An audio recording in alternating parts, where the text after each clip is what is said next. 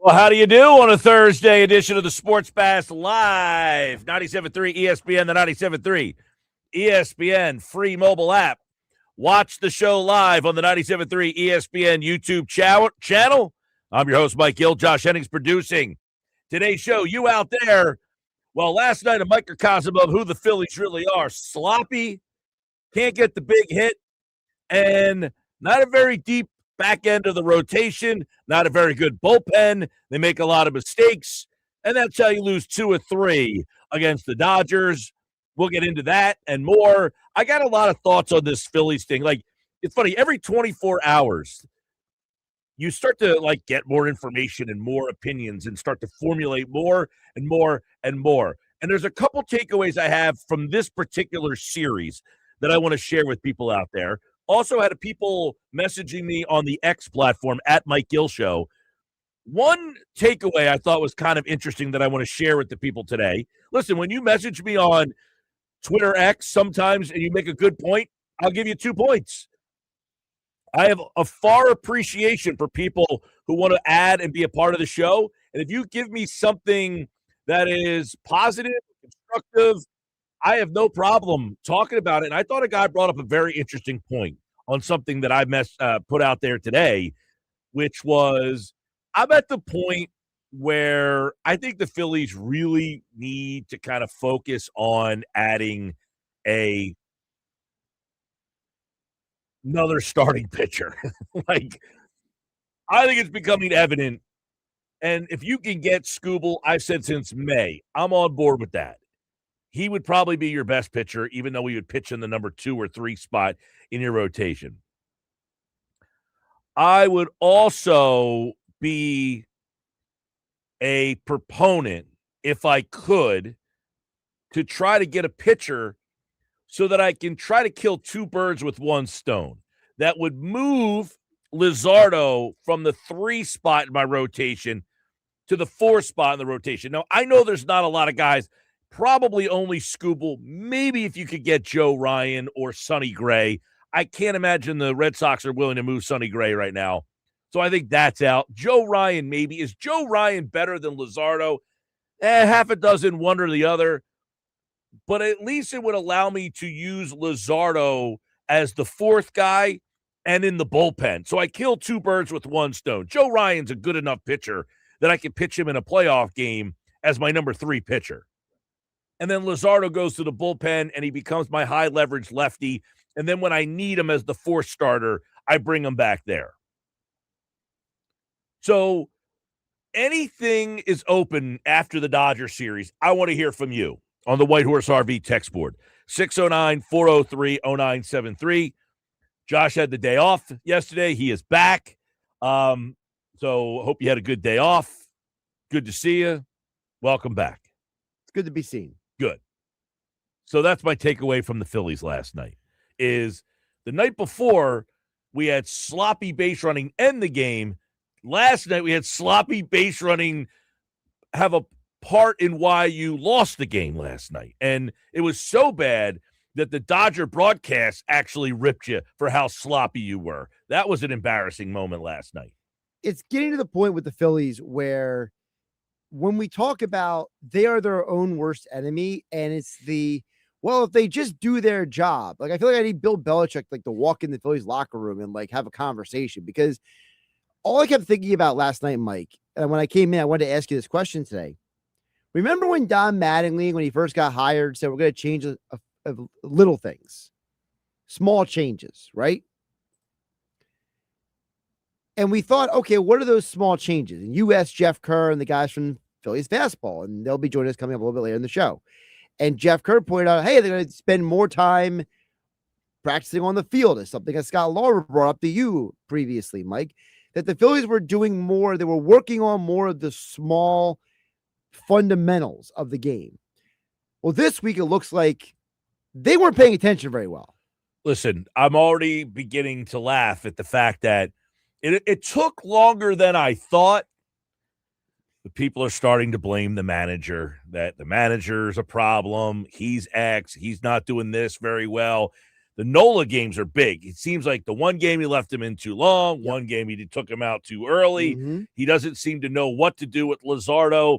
I'm hearing today, it's funny, social media is just finally, it took longer than I thought for Phillies fans. It took longer than I thought. But the Philly fans are finally saying that the manager is the problem with this team, which I find to be hysterical. Listen, I'm not going to sit here and say that Don Mattingly is the issue. The issue isn't Rob Thompson or Don Mattingly. The issue is they're not good enough. They're short in so many spots. This is a shell game. They don't have enough starting pitching. So then you move the shell that way. Well, then you don't have enough bullpen help. Well, then you move the shell back over there. Well, they don't have enough depth in their lineup. Their lineup last night, we were talking about this yesterday. The 4, 5, 6, 7 hitters, 8, 9 were awful yesterday.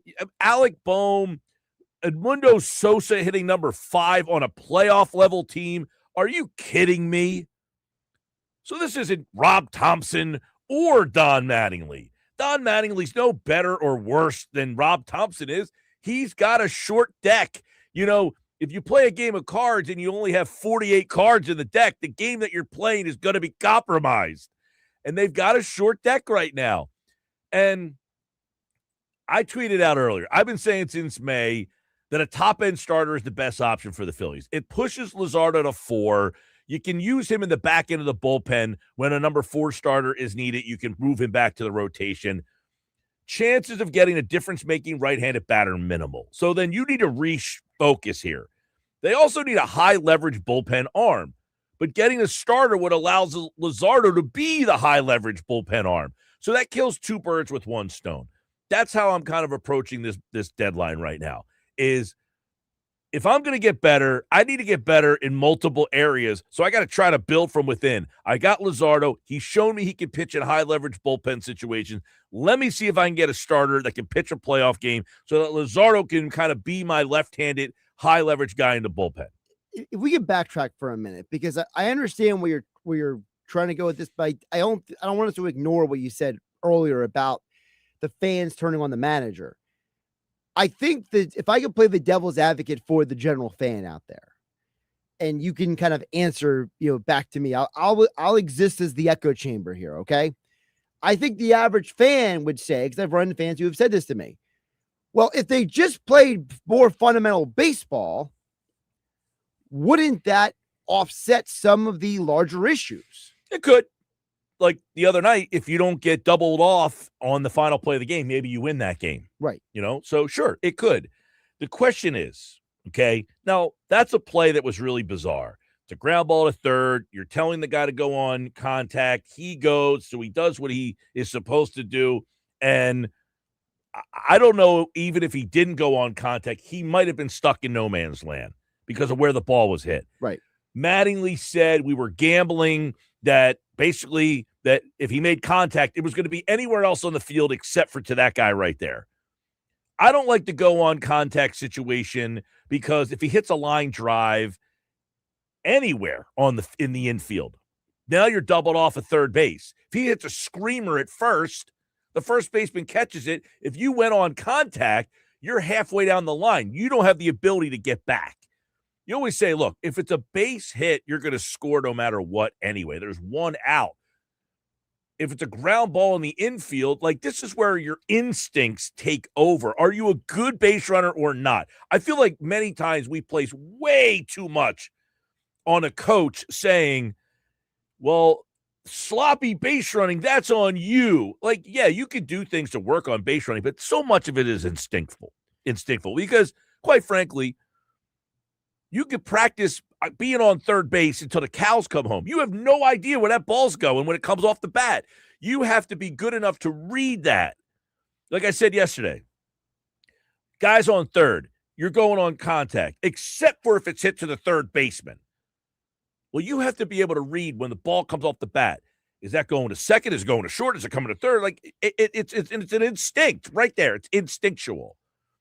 So, yes, now the play last night, it's a ground ball hit to third, and Bryce's Stott runs right into the out. Like, that play is right in front of you. So, his instincts told him essentially that the ball was at the third, that the third baseman was not going to look him back. So the fundamental play that the Dodgers make is what you're supposed to do. So just to correct and clarify, see, what you're trying to explain is that, just to kind of encapsulate that, when these guys make these plays, Stott running into the out, JT Realmuto making a horrible decision. And JT Realmuto, by the way, answered the question the way that it was supposed to be answered. I had a lapse in judgment. Right. So what you're trying to explain is that the manager can't factor in guys having lapses in judgment. No, what are you supposed to do? If you taught that play over and over and over and over again, it doesn't necessarily mean it's going to erase the fact that a mistake is never going to happen. Mistakes are still going to happen whether you practice it or not, over and over and over and over again. It's what happens in the moment, right there in the moment. What will happen? And 9.9 out of 10 times, JT Realmuto probably makes the right decision. He didn't make it in that spot right there. Now, is that because they didn't practice it enough? They didn't whatever it enough. And quite frankly, that's a play that you would practice probably back in spring training. So now it's July. So the last time you probably did anything that resembled that play, if you even did it at all. I mean, you're in spring training. Right. You're telling grown men, hey, give me a guy on second and a guy on third. Let me get a left-handed hitter at the plate, and let's hit a ball to third base. How are you guys reacting to that? I mean, that's a very specific practice. Very hyper-specific. And you would have to practice at what, for an hour, 2 hours, 15 minutes, 20 minutes? I don't know. And which goes to the other question is, and I don't know how much you talked about this yesterday, but, Marsh also didn't do his job. If Marsh hits that ball anywhere except for down the third baseline, they probably score the run there. Yes, Marsh, if he hits it anywhere else. Marsh also didn't do his job because his job is to be on second base there. And if he goes to second, JT can't go back to second. Correct. So he messed up twice on the same play. But it goes back to, we're saying this is a poorly coached team. And I would ask the question of, now that I'm explaining it to you, you're in spring training. Do you envision a moment where the manager is supposed to say, hey, I need a guy on second and third, and I need a left-handed hitter up, and I need you to hit a ground ball to third base, and let's see how you guys react to that. Now, you might say, yeah, that's what his job is supposed to be. I'm here to tell you that's not generally how it works out, because that play right there happens so infrequently that you see the play happen, and then you say, okay, the next time that happens, I will be more prepared for it. And now, unless you are listen, that's a play where I don't even think I've ever seen it happen before, where you get two guys out on the same play. I don't know that it's it. In fact, we talked about it yesterday. A 5-2, 6-4 double play never happened to end a game. Right. Period. So I don't know. It's one of those plays where I think if you just have baseball acumen, IQ, instincts, or you don't. And I totally get what you're saying. I'm just trying to decipher it in terms of, because, like, for example, on last night on SportsCenter, they're making fun of the Phillies. They're calling them the Bad News Bears, for the last 2 days. Well, when it's something that, when the base running blunders happen multiple times, yes, it's easy to say, especially 2 nights in a row. Well, also they were bringing up, like, the fielding errors this week, and, like, the those Phillies are different. Right. But what I'm saying is that when the national media is now making fun of your baseball team, calling them Bad News Bears, and now the fans are trying to look for someone to blame. Well, you're saying, just not to speak for you, but you're saying, well, blaming the manager isn't solving the problem. Well, and listen, the manager in all walks of life gets blamed for most of the things by sports fans when it's a crutch to go to many times. As I often explain, many people, fans, know they can't play, but they do think they could manage the team. And that if they could manage the team, that they would be a better option than the person actually managing the team. There are plenty of people out there who think that they would be a better option to manage than the Rob Thompson was. I don't know about Mattingly, because Mattingly has this cred that he played the game. Right. So that gives him extra cred as being a better manager. I don't envision a guy playing the game and versus a guy who didn't play in the majors giving one guy better baseball acumen than the other. What I would say is Mattingly probably has better respect from the players because he played. That doesn't necessarily mean he knows the game better, in my opinion. There are plenty of people I know who played the game who I don't think know their ass from their elbow. Right. And there are plenty of people I know who never played the game at a high level who are just really good baseball people that just know the game, even though they weren't good at the game. Right, because they know from watching the game, observing, researching. Sure, absolutely.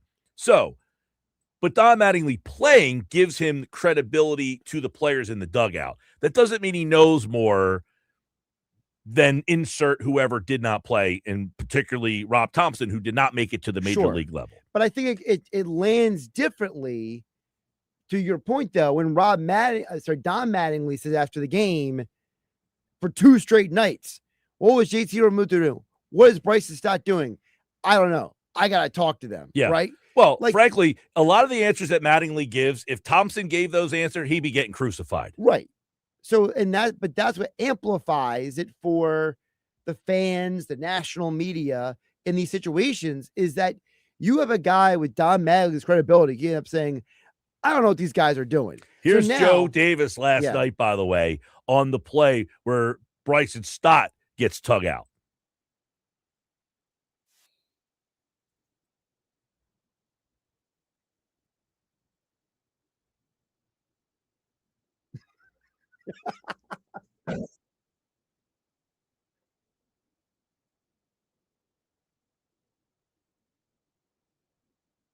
They pop up the bunt.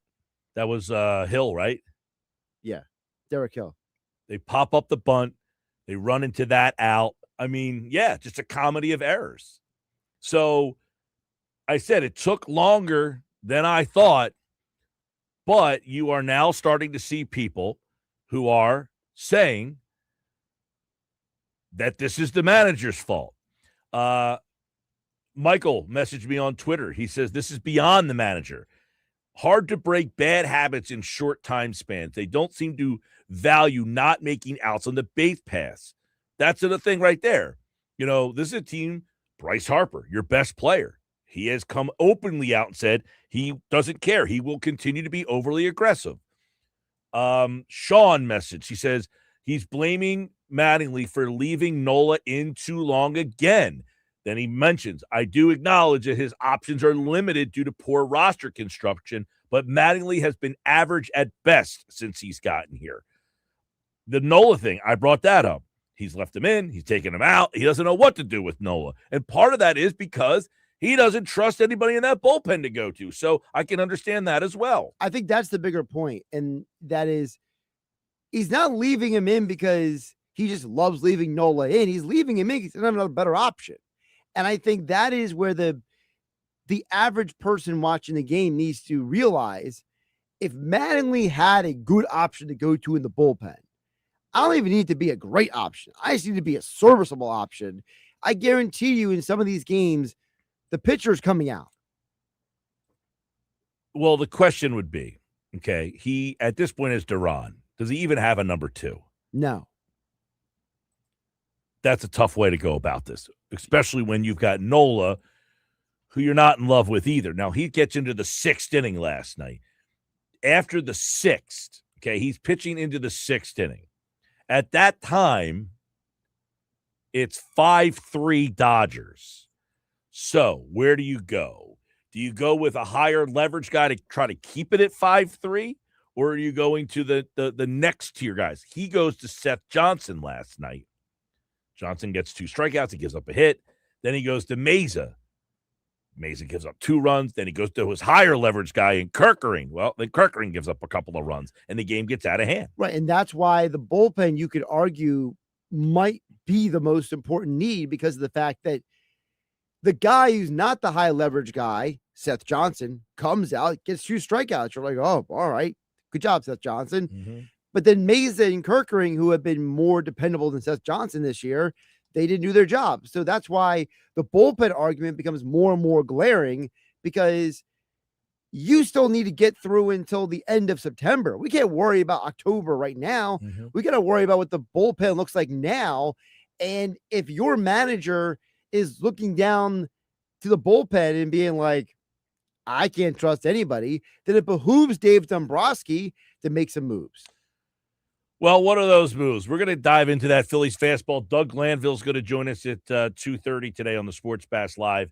But I and somebody brought this up to me, actually. Where is the tweet that somebody sent to me that was pretty interesting? And it had to do with, it was a guy named, let me see if I can find it real quick. Here we go. This is from at Boston_sucks. I like that Twitter handle. He says, I'm in the minority that I want them to do absolutely nothing at the trade deadline. Too many holes to fill. They had their chances in the winter to improve and opted not to. That's their problem. Would they rather, he said, would rather they lose with the farm system intact than with it heavily dinged. Is that a fair way to look at this? Is that there are too many holes to fill, and realistically, you are not going to close the gap on Dodgers, Brewers, etc.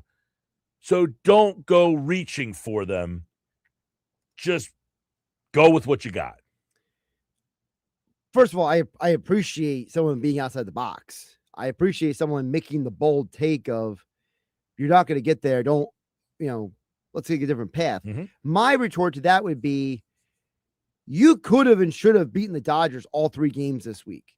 You have shown in the past, in the postseason, just last year, that if you had a better bullpen, for example, you could have beaten them. If you had maybe one more hitter, you could have beaten them. So do we really think the gap is really that large when you could argue you haven't lost to the Dodgers, you've beaten yourself for the Dodgers? Yeah, I mean, you could certainly ask that question. Did you lose to the Dodgers because they're better than you are? And by the way, they have reinforcements coming. They showed it on the broadcast last night. How many games have been missed due to injury for them? Over 1,000 games they have missed due to injury so far this year. They're getting guys back. I mean, they really don't have some of their key arms are not even pitching for them right now. Right. Glasnow, Snell.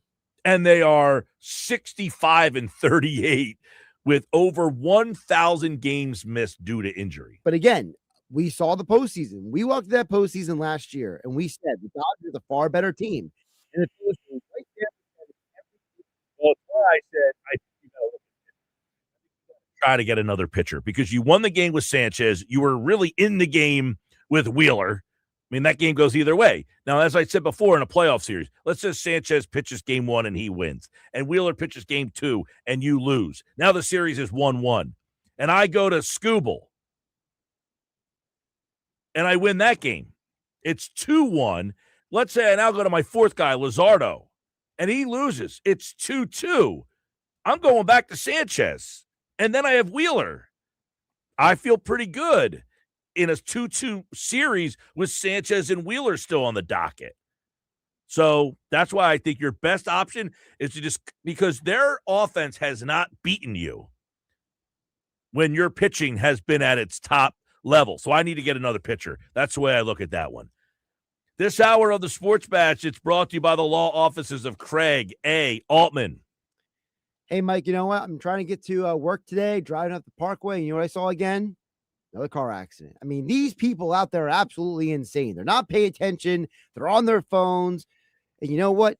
If you are the unfortunate victim of a car accident because some other idiot is not paying attention, don't have to pay for it because the insurance company doesn't care about you. It's a numbers game. So you need the law offices of Craig A. Altman on your side to deal with the insurance companies. If you get into a car accident or a slip and fall, a workplace injury, don't hope for the best. Have a game plan with the tough lawyers who can handle the tough cases. 856-327-8899. Yes, they are located right here in South Jersey. The law offices of Craig A. Altman, 856-327-8899. Or you can get a free consultation right now at CraigAltmanLaw.com. Coming up, former Phillies outfielder Doug Glanville joins the Sports Bash.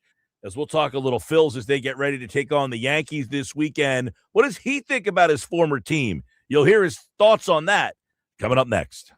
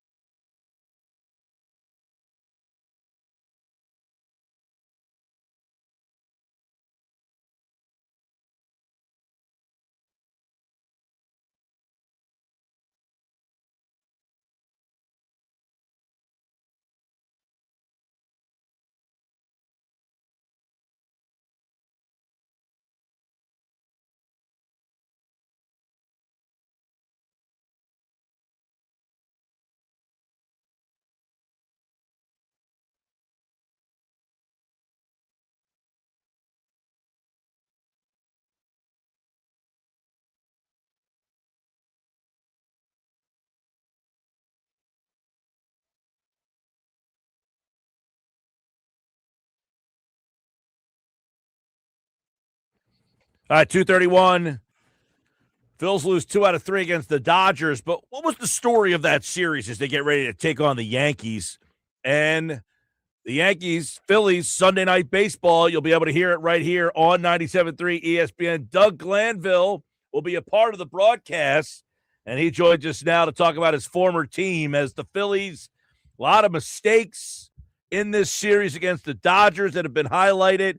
But as Doug Glanville knows, and he talked about, this Phillies team seems to be short in a couple of areas. Where can they help fix it out? But Doug, let's start with the series against the Dodgers. And you see, the way the game ended the other night with the base running blunder, another one last night, a popped-up bunt. Do you look at the Phillies and say, man, this team lacked something as they matched up against the Dodgers last night? What's the separation to you between Philadelphia and L.A.? Yeah, I mean, it's definitely the lack of margin for error. I think it's more of that because there's teams, make mistakes, but do you have the room to do it? And that comes sometimes from a high-powered offense that's scoring consistently, a shutdown back end of the bullpen, starters, handing off the ball with leads. Those give you a little bit more room to make mistakes, and they certainly do happen. But then when the fundamentals keep biting you and you don't have those margins, it starts to expose you against, some of the better teams in the league. Doug, when you see that, the base running mistakes, who do we look at for that? The fans are always saying it's a poorly coached team. It's a poorly coached team. And I would ask, okay, second and third, and the ball hits the third base. Is that something that you would go over in spring training on what to do there? It seems like there's some mixed signals on, do you go on contact? He said he was told to go. I mean, how is that play kind of perfected? When and where? Well, it's all of the above. I mean, you reinforce a lot of things in spring training for sure. And then that sets the tone of we're paying attention to these kinds of details. The player personnel matters. I mean, Crawford is talking about that because he's a young guy. And a lot of guys, today, it's just the nature of the game. You have mega talented young players that come up really quickly. And they may not have all facets of the game buttoned up, like all the details. So if he's going on contact, that could be a fine play, but the question then becomes, well, where's the communication between him and Realmuto, or the third base coach, everybody getting on the same page? Say, oh, he's going on contact, so therefore this is what you're going to do. I mean, that's the disconnect, because you can make decisions and say, okay, I'm going to be aggressive here, and then kind of fix it because the guy at second knows, okay, I'm going to hold my position, or I'm going to just take third and then let Crawford get out. I'm still, no harm, no foul. Like, I've made it the 90 feet. We took the chance. We didn't win, but we still exchanged positions. So those things are getting reinforced on a day-to-day basis of sort of the culture of the team, day in, day out. And certainly the examples are set by, obviously the veteran players that know, and that matters because those are the little things that help you win, games, championships, all these things that everybody's shooting for. Doug, you take a look at this team. It seems like if we had this conversation last year, the year before that, we would be talking about the inconsistencies of the offense. Is that something that you see around baseball and say the Phillies have the same problem everybody else has, or is there something they can do to try to improve that? Oh, there's no question that offense is inconsistent, and it's certainly an inconsistent way to rely on winning games consistently, if that makes sense, right? So to me, the consistency comes from playing good defense, pitching, putting up zeros, preventing runs, because that allows you to win 2-1 ball games, when your offense isn't hitting. And if you win more than often those 2-1s or 3-1s or 3-2s, then you're certainly going to rack up wins when you're scoring 10 runs a game. And that's the difference. And the Phillies, look at the metrics, right? Defensive run saves, they're at the bottom. They're 30th out of 30 teams. Outs above average, Phillies are 21st out of 30 teams. There's not a lot to point to defensively to get that X factor where you're not giving teams extra outs. And you give the Dodgers extra outs or extra base runners, you're done. You're dead. That's game over. And that's what gets exposed against some of those teams. You look at the Phillies offense, you see a lot of experienced guys that have had resumes to say they could be world beaters, right? You have Schwarber, you have Harper, you have Turner. They're not necessarily having their best years. And as time goes on, you need those guys to, if you're going to win like a World Series, let's say, usually you need like the guys playing their best, having their best years, like the Blue Jays last year. And you need young guys that are like playing beyond their years. And they're just like, when you have that kind of offense, you know, you're going to be rolling, and they just have not hit that. And another point I want to make is like, go back to when Joe Girardi was let go. What was happening to that team then? And Thompson takes over. Their defense was in shambles, right? Castellanos and Ray, they were just having all these problems, and they weren't hitting. And it all collapsed because if you're not hitting, you better catch the ball, you better pitch, you better prevent runs. And if you're not doing that, and you know your defense is not strong and your offense is inconsistent, you're not going to be where you want to be. Doug Glanville, Sunday Night Baseball, Phillies and Yankees. You know, you mentioned when Thompson took over for Girardi, the team was, I think, 22-28, and then they got hot and went to the World Series. Now, when Mattingly has taken over for Thompson, the team got hot and got back into this. Is there anything different that Mattingly has done that has helped the team get out of that 9-19? You know, did the manager do something, or is there anything different that he has done to kind of change the way this team was playing in the first month of the season?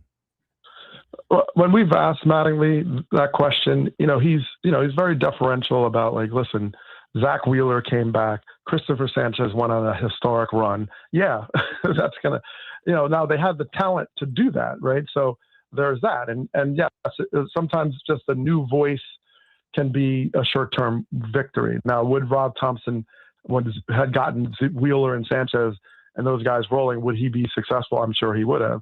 But I think, you get a new look. Mattingly comes in, very highly respected person in baseball, of course, and then you get on a roll. But, we talked to Schwarber, I think, last week, and he said, we don't, like, of course you feel terrible as a player when a manager gets laid off. And in the end, you have to take ownership as a player. It doesn't mean that they can be directed better, or the bullpen can be better managed, and so on. But in the end, when you have guys in the room that have done it before, Schwarber, everybody in there, that they expect better from themselves. And that's always a good indicator that when they're accountable, and that makes a big difference. Doug, I think you were on SportsCenter last week or earlier this week. You talk about what they need. It almost feels like if you watch them play, your opinion would change almost nightly. Like, they need another starter because you watch Nola pitch, or you watch the number 5 situation, which the game on Saturday, they don't have a starter, or they get into their bullpen and you're like, well, they need a high leverage arm. What's the top priority? Like, if they can only get one, I don't think that would even work if they only got one, but do you change your mind every time you see them? Not really. I think they need, all right, De La Cruz, they need like a bat, like preferably like a right fielder, guy like day to day, just crushing it. That would help. I'd say, maybe right-handed, preferably. I think they need another arm, a pitcher, a starter. I think they need a starter. I don't think the bullpen, the arms are kind of there. Performance, yes, all those things.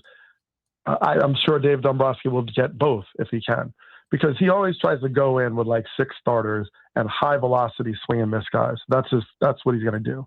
So he's going to try to get both, I'm sure, and get that extra arm. Because the thing is, in these short series, okay, you got Luzardo, you got Wheeler, you got Sanchez. You're pretty good in a series. Now you need a swing guy, and maybe that is Nola, but maybe he's better eating up 4 innings from inning 3 to 7 or something. And so you might be okay with the arms that you have in that sense, because the series, the playoffs are constructed differently. That gives you that advantage. And then the other thing is, if you get a couple of days off, travel days, things like that, maybe someone can go, an extra outing that they wouldn't normally if you're playing 7 days in a row. So pitching, because of the structure of the postseason, you have a little bit more margin. You just want backup, and preferably backup that's lights out. Yeah, last year you went toe-to-toe with the Dodgers, the Phillies did, right? Their starters would hand the ball off into the bullpen, and then the difference was the L.A. bullpen did their job, the Philadelphia bullpen didn't. I mean, because if you were watching from the Dodgers' perspective, Doug, Ohtani, Betts, Freeman, they're big guns. They didn't have a very good offensive series it wasn't really until they got into the Phillies bullpen when things changed here. And you look at that Phillies bullpen, you got Duran, but man, they got a whole heck of a lot of questions in front of Duran. And you're like, man, can they also get a bullpen guy to help things out here? Would that change the dynamics between Philly and LA? Yeah, absolutely. And, because the more the merrier. I think the challenge with the Dodgers, and you got to give Dave Roberts a lot of credit and just the organizationally. Okay, just think about the last two World Series. The Dodgers won 2024 because they had no starting pitching. They were all hurt. They traded for like Flaherty or whatever. And then they glued it together with guys that you didn't even know their names of, right? I mean, they just like Ben Kasparius, right? They rolled with like 4 innings on these cats. I think the other guy was like Honeywell or whatever his name was. Right? So, okay. So the Dodgers deserve credit because, yes, they have Freeman, Betts, and all that. But in the end, when you look at it, you say they also got the most out of these other dudes. Right. They got they're doing well, but Andy Paz is also doing really well. It's not just Ohtani and so on. That's what the Phillies need. Now, how do you manufacture that is a whole nother question, but it's not necessarily like the market names. It's just the right fit and the guys executing. Go to 2025. How did the Dodgers win? They had starting pitchers that actually became relievers to their own starts. Yeah. I mean, they had Yamamoto and a Yamamoto. And it's like, okay. So they didn't have any bullpen. They didn't trust their bullpen. So to me, that just says they're beatable, just like the Blue Jays almost beat them. So they're beatable. And, they have, Tanner Scott's has had his struggles and everybody's hurt. Glasnow's hurt. Will Smith's hurt. Blake Snell is hurt.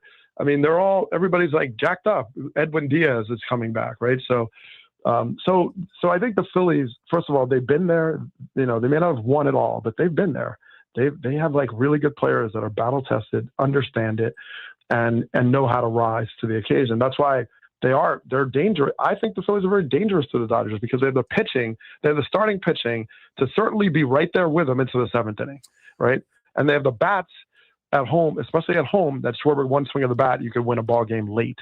So what is it? You just got to be consistent. You need the bullpen. You need to catch the ball and not give the team the other extra outs. That's what we're seeing now. They're running themselves out of innings. They're not playing defense, and then it exposes the other things. Well, we'll see what happens at the trade deadline next 2 Mondays from now. Doug, you'll be on the call Sunday Night Baseball for the Phillies and the Yankees. It's funny because earlier today you would ask somebody, what do the Yankees need? And the answer would be, well, they could use a starter, a bullpen arm, and a right-handed bat. It sounds like the whole league is on the same watch for somebody at the trade deadline. Exactly. And the reason that is true is because there's so few sellers that you have so much less to deal with. And you have to be specific and identify it because there's just not all these people out there offering. You might have to do kind of those win-win trades. Like if I'm the Phillies, I look to the American League and I say, you know what, I need a third baseman. You need a right fielder. Okay, we'll trade. And I won't have to see you until the World Series if that guy ends up being really good and blowing up on our face. Like you just have to start thinking about like win-win trades if there's nothing available. And all these teams that have the resources are going to fight for the same assets, which is why like the Dodgers, by the way, have they have a lot of good in their farm system. So they're going to, don't sleep. They're in it for Tarek Skubal. They're like, it sounds horrible. Sounds like, how do they keep getting more? How do they get all this money? Well, they have the depth, they have the wealth, and they have the minor league system to be able to offer something. So yeah, they're all looking for these bats, experienced bats. They're looking for arms. That's kind of a standard like postseason run. But the difference to me is there's just a lot less sellers than there used to be. Yep, and that extra wild card will do that. Doug, Glanville, Sunday Night Baseball, Phillies and the Yankees. You can listen to it right here on 97.3 ESPN. Don't forget Doug's Substack. Welcome to Glanville. That can be found at dougglanville.substack.com. Check that out. And, of course, he was kind enough to join us right here on the Sports Bash Live on 97.3 ESPN. We look forward to the call, Doug. Thanks, man. All right. Good talking to you, man. Always a pleasure. As always, Doug Glanville, good to catch up with him and the Phillies and the Yankees on Sunday night right here on 97.3 ESPN. And as always, we take a look at that Sunday night baseball game with the Phillies and the Yankees. That will take us to the final week before the trade deadline. And if you were listening earlier in the midday, they were talking about the Yankees and what they need at the trade deadline. As I just talked to Doug, one of the things they said that the Yankees are looking for is a catcher. And they brought up the guys that we brought up the other day, Hunter Goodman, Langoliers. Now, I doubt Rushman that the Yankees would trade or the Orioles would trade with the Yankees there. But Langoliers and Goodman, the Yankees talked about, in the segment, they were talking about the Yankees trading for a catcher, to which I said in my head, what if the Phillies called the Yankees and said, are you interested in JT Realmuto? That would be hilarious. But I think, who'd be mad? All the pitchers. So, I mean, it's a catch-22, right? No pun intended. Mm-hmm. It's the idea that Wheeler, Luzardo, Sanchez, Duran, all these guys, all the pitchers, they love Realmuto. I understand from that aspect. That's why it's so unrealistic. Yeah. Is that the pitchers love throwing. That's why it's frustrating, because you literally have a spot in your lineup that is a gaping hole that is a right-handed hitter, and it would be an easy, not an easy answer, but it would be a more straightforward solution. That's fair to say, right? I think so. And at some point, I feel like you just have to rip the Band-Aid off of that relationship and say, look, it's not worth $45 million. Sorry. We're not getting anything offensively out of this spot. So we have to rip it. Like last night, Marchand, he's a very good now he got hurt too last night. Yeah. They were broadcast last night. They were talking about how you had 3 catchers. Now you have none, or 1, excuse me. Right. I don't know what they're doing at that spot. They haven't announced yet. Not that I've seen anyway. Maybe they did. I haven't seen anything either. I mean, they have an off day today. So, I mean, I guess that kind of helps them, give them time to make a decision. Yeah, I wouldn't. I would think they probably will wait. The one guy, McIntosh, he was in the Luzardo trade, I think. Did he come in the Luzardo trade? Paul McIntosh? I thought so. So he was one of the names that has been discussed. The other guy is Peyton Henry. Both have had some major league experience. All right, Sports Bass Live, 97.3 ESPN this hour, brought to you by the law office of Craig A. Altman. Hey, let me tell you about my friends over at Key Acura of Atlantic City. My friend Rocco and his team, they have built a loyal fan base. In fact, one of our listeners texted the text board and told us that he was over there and got himself a new Acura from my guy Rocco. He delivers the kind of performance, precision, and dependability you can count on. And by the way, the guy who texted in, I appreciate hearing from you that you went over there and it all worked out. Go see for yourself. Key Acura of Atlantic City, the small but friendly dealer.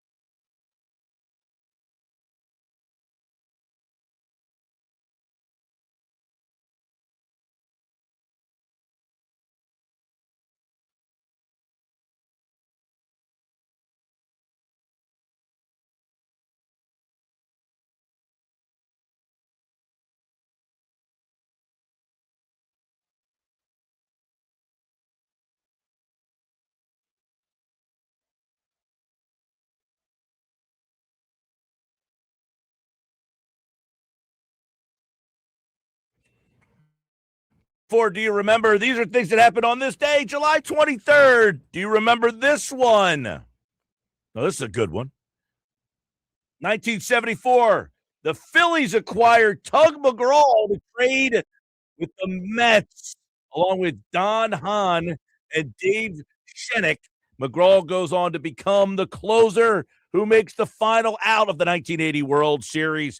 McGraw or Brad Lidge? What's the better closer trade? Equal? I mean, Probably McGraw was there longer. I mean, McGraw gave you more years, but Lidge had the most epic individual year. Best season in the history of the franchise. Best single season ever. Most important single season in the history of the franchise. Brad Lidge, 2008.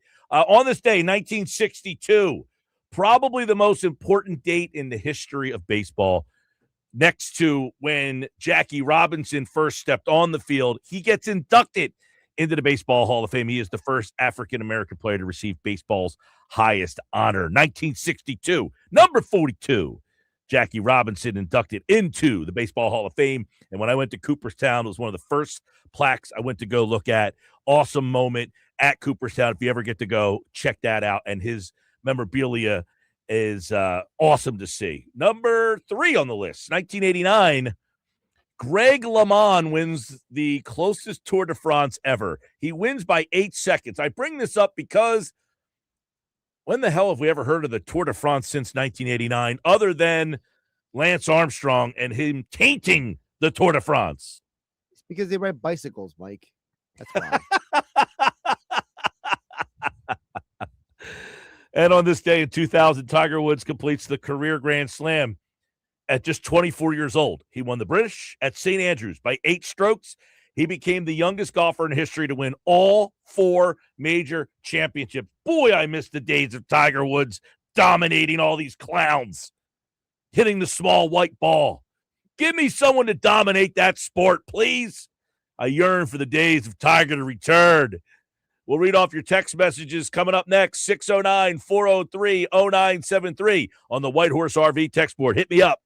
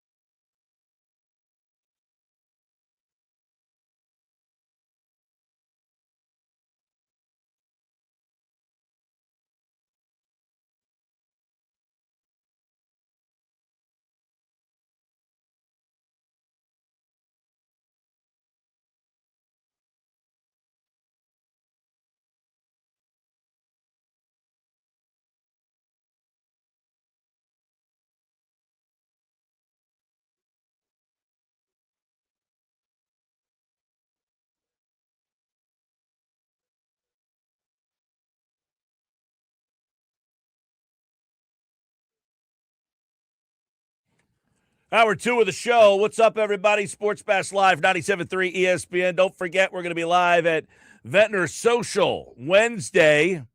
You can stop out and see the show live and win a road trip to Camden Yards to see the Phillies play the Orioles. We'll be there this Wednesday with the Sports Bash live on location. Now, this is going to be a fun show. If you've been hanging out with us at Ventnor Social all summer long, we've been there back in April, May, June, and July. We did a show there 4 times. So many of you have been nice enough to come out, say hello, and they signed up for this trip, to win this trip. So they have extra bonus entries. But you can come out on Wednesday and still enter, and you can win that trip to go see the Phillies in Baltimore against the Orioles. 6417 Ventnor Avenue in Ventnor is Ventnor Social. It is an awesome spot, by the way. And if you're watching on YouTube, you might be looking at it and say, what is that? That is the wall inside Ventnor Social. It's got a picture. It's like Saquon Barkley jumping over the Jaguars defender, but it's kind of like superimposed into all these old baseball cards that are on the wall. So if you're watching on YouTube, that is the wall at Ventnor Social. So come out and see us at Ventnor Social next Wednesday, or this Wednesday, I should say, coming up. 609-403-0973. The text board is open. Let's get some Phillies thoughts on, listen, if you watch that game last night, or forget the game last night, the entire series against the Dodgers, and you just heard Doug Glanville last hour. Now, Glanville thinks they need a starting pitcher as well. You know, that's what he kind of says. They need some more pitching. They need a starting pitcher. I think they need a starting pitcher. Now, listen, I could change by the day.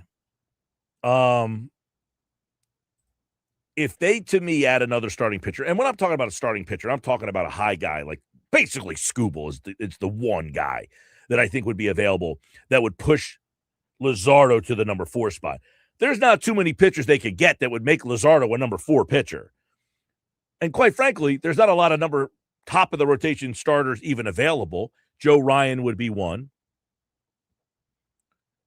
I don't think that Sonny Gray is available. I would think that if I'm the Red Sox at this point, I have probably pulled the plug on dismantling my roster. So Sonny Gray was a guy that could have been potentially had. But to me, it's if I can get Skubal, that's number 1 on my list. Number 2, now I have to go to the next thing, and that would be a high-leverage relief pitcher. I need to try to find someone that can pitch in the 7th and or 8th innings of games. I say 7th and or 8th because sometimes the big moment of the game is in the 7th when the pitcher, the starter, gets to the 6th and then he doesn't go back for the 7th and the top of the order is up in the 7th. I might have to send my best pitcher out to pitch the 7th inning in that spot. So who can I – Miller? He is available. He is highly available, Mason Miller. Do I have the ability to get him? I don't know the answer to these questions. Dombrowski made it like, oh, people like our system, so that's not a problem at all. Okay, fine. You're telling me that? Then go do something. Don't tell me your system is holding you back, is not holding you back, and then tell me afterwards we didn't have enough. Right? So that would be that. Miller, high on the list. What other bullpen arms could I say are legitimately available? That's where I think we begin to have a little bit of a problem.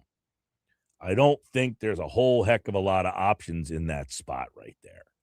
Where else can I get a bullpen guy that is going to be able to get guys out late in the game? 7th inning, 8 innings, something like that.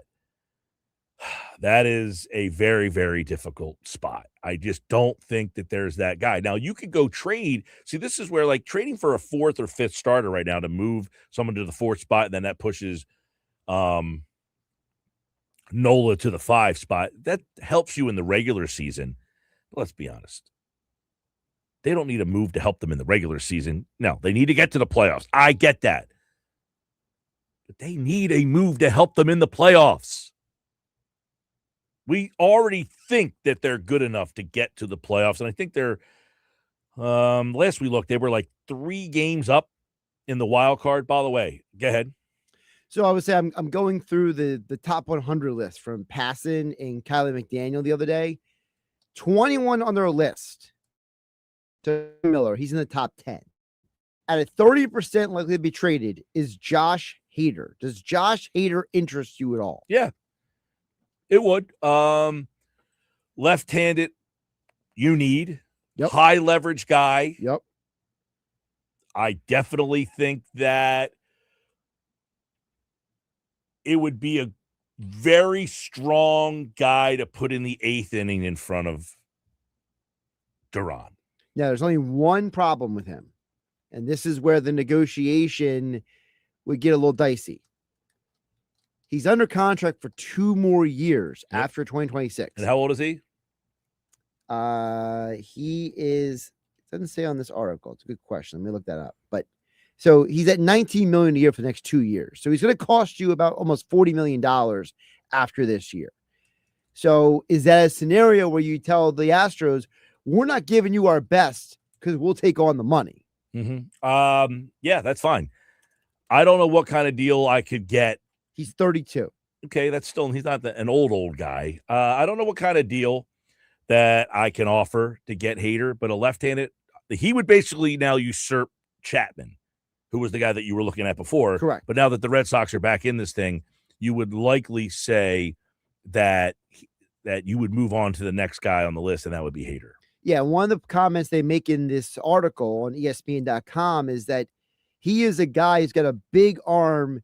If you don't need a 9th inning guy, he would be an ideal fit. Mm-hmm. So that's a name. So I found one so far who could be available. But as you talked with Doug earlier, every team needs a bullpen arm. So how do the Phillies differentiate themselves from somebody else? Yeah, exactly. What are the the Astros are an aging team. They definitely could just, look to get a lot younger is something that they would probably be looking at here.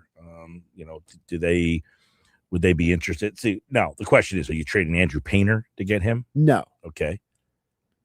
What am I giving up? I don't really have any other pitching. Gage Wood. If you're saying no to Painter, I'm assuming you're saying no to Gage Correct. Wood. So now you're in that spot where I'm saying no to my top 2 prospects. But for example, does a guy like Alex McFarland intrigue the Astros at all? I don't think so. 25 years old. He's not a younger prospect. And if I'm looking to trade a player of Hader's resume, am I taking a shot on a guy who, in 2 years, he's already the next guy you want to trade? What about like a Rune Escobar? Would you consider trading him? He has not been great this year. He's a second baseman. Second base, shortstop, either one. Yeah. So my point on that is a second baseman or a shortstop, middle infielder. The question with him would be, are you looking for him to be your replacement for who?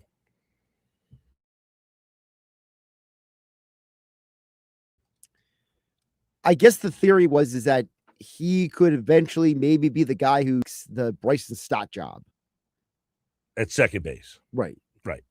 So I guess my question for that is, how far is he away? He is 21 years old, and he is currently still he's projected 2028.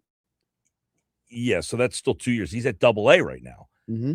And he's hitting 224 with now his on base is okay, 331. It's average. I wouldn't say it's great. 307 slug. I mean, he has struggled at AA, as we were talking. He is struggling this year. So you were more excited watching his Clearwater numbers, where he hit 285, 377 on base, 452 slug. Not a big power guy, not going to get a lot there. So I would not be adverse. So my question, I guess, there would be, he seemingly, to me, profiles. Now, he's played second, he's played short, he's played some third as well. He seemingly, and by the way, he has played 40 games of third base this season at Reading, 50 games at third base. So that he seems, my point on this is he's seemingly falling into kind of an Edmundo Sosa type of player. Sure. So in that aspect, no problem including him in that deal. And listen, if he's the top player in the deal. Well, again, I'm just going off of MLB Pipeline. MLB Pipeline has him as the number 4 prospect in the organization right now. So if it takes Arun Escobar to get Josh Hader, you're not like, no, I'm not doing that. You're like, no, okay, absolutely not. I'm okay with that. All right. If you're telling me he's the best player in the deal. So the next name on the list of potential guys who could be traded, 6. We've heard his name before, Trevor Rogers. Okay. You're telling me would be from the Orioles, right? You've traded with Baltimore a couple of times. Yep. Left-handed guy. I like that. I don't know that I feel great about him. He's going to be a high leverage, top level. I mean, probably not. No, but he might be able to supplant the void of what Tanner Banks has not been. I was going to say he would be more of that lower, and I think I have those guys. Like, he doesn't do much for me. Okay. So yeah, like he's not pitching in the 8th inning of a game. No. He would be more of your lower leverage Tim Mesa level of pitcher, not a strikeout pitcher. He's more of a contact guy. Yep. Really good last year in Baltimore, but not as good this year. No. But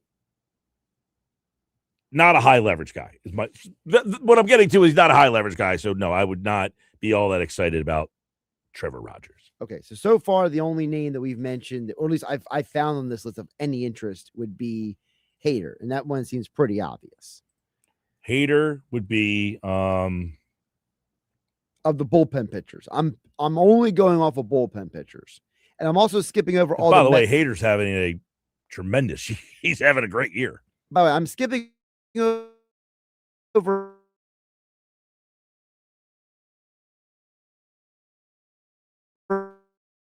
All of the starting pitchers and all. Probably not. That's why I'm not going with like a Brazelbon Fair or to say. AJ Minter, any of those guys. No, yeah, it's hard to say. I mean, we just talked about on this day, Tug McGraw got traded to the Phillies from the Mets. They traded Lenny Dykstra for Roger McDowell. That happened. So they have made some trades. Juan Samuel was in that trade as well. But we're also referring to deals from basically when you and I were kids. Yes, I don't think it's likely. Now, Hader, by the way, because he's left-handed, you could also – it goes back to the conversation we were having the other day about who closes games. Now, I think that because hasn't Hader had somewhat of a reputation in the past of kind of being a jerk? Yes. Okay. Does he come here and give you a lip? Or do you have the locker room that can – that would just be one thing. There has been some talk about him in the past kind of being, well, I don't want to pitch in the 8th inning. Why do I have to pitch in the 8th inning? I mean, he's been pretty damn good. He's making some decent money too, by the way. Oh, that's why I say he's making $19 million a year the next 2 years. So, and you have Brad Keller out for the next for this year and next year, making $11 million a year. Right. So now, if you bring in Hader, now you got to pay 2 guys, but only get one of them for a total of what is that? $66 million, basically. Mm-hmm. A lot of money invested. All right. What else you got? I'm scrolling through this list because I'm trying to find another bullpen pitcher. Is that the list from the other day? Yeah. There's a lot of starters on this list. And the only problem with starters is unless they have experience in the bullpen, you're not necessarily. Like, I would be interested in a starter that I could say would be a guy, yes, that could do both. But I have no problem pitching Luzardo in the bullpen. Okay. Luzardo, to me, like last year, he lost that game against the Dodgers. Yes. But he pitched an inning and 2/3. He had 3 strikeouts in that game. He was, he looked very good. If he's pitching a 1-inning high leverage situation, I don't have a problem. His stuff profiles in the bullpen fine to me. I don't mind him being a guy that I say, like the Dodgers did, you are going to pitch in the bullpen until we need you as the 4th starter. And I don't have a problem with that. Now, the problem is if you're using him as the 4th starter, can you not use him in the day before as the bullpen guy? Can you not use him, I guess, the next day? That's another problem. And if you're using him as the a high leverage bullpen guy, Right. and he starts one day, you don't have another high, and he's your only high leverage guy. Now you have a problem. So I would prefer to try to get another guy that can handle that. All right, so I'm going to scroll back up here in a moment and go through the starting pitchers and kind of just rattle them off for you to react to. But I got one more bullpen name. He's not a high leverage guy, but he might be a good depth guy. So Antonio Senzatella of the Rockies, Colorado, used to be a starter. Now he's a bullpen guy. Way better as a bullpen pitcher. So it's kind of the classic. Yeah, you're Brad Keller. Right. He's having a solid year. Not a great year. A solid year. He's got 3 saves on the year, 3.60 ERA. You know, do you consider a guy like him because he does have big league experience? No, doesn't do much for me. Not a strikeout guy, not a high strikeout guy. They need a guy that can strike somebody out late in the game, and he is certainly not that guy. He reminds me of who was the guy last year from Pittsburgh, not Bednar, the other guy that was their closer. Santana? Yeah, wasn't a big strikeout guy, stuff like that. I got to avoid guys who can't strike people out being a high leverage back end of my guy. Now, you're just saying as a guy to go into my bullpen, I just feel like I have enough guys at Kerkering, Bolin, maybe McFarland. He threw last night, by the way, pitched to the top of the order and got them out. I mean, I think somebody got a hit. Freeman, maybe somebody singled off him, but he got Ohtani out. He got Betts out. So I'm taking a look at that guy. I don't know why the Phillies are tiptoeing around this. Let the guy pitch. By the way, the reason why I brought Senzatella as well is because his ERA away is way better than Colorado. His road ERA this year away from Colorado is 2.39. Mm-hmm. In Colorado, it's 4.94. So is it possible that some of his numbers are tainted by pitching at Coors Field? Yeah, just not a big strikeout guy. So that's something that if I'm looking at a guy to be a part of the high leverage circle of trust, you got to be able to strike people out, and he's just not a big strikeout guy. Very fair. All right, let me scroll back. Now, let me throw a name at you real quick. Okay, I scroll up. I heard somebody send me Michael Wacha. Wacha's actually a name on this list. Yep. He would be a guy, but the question with him is, do you trust him to start a playoff game enough that where you would start him over Luzardo? I can't start him over Luzardo.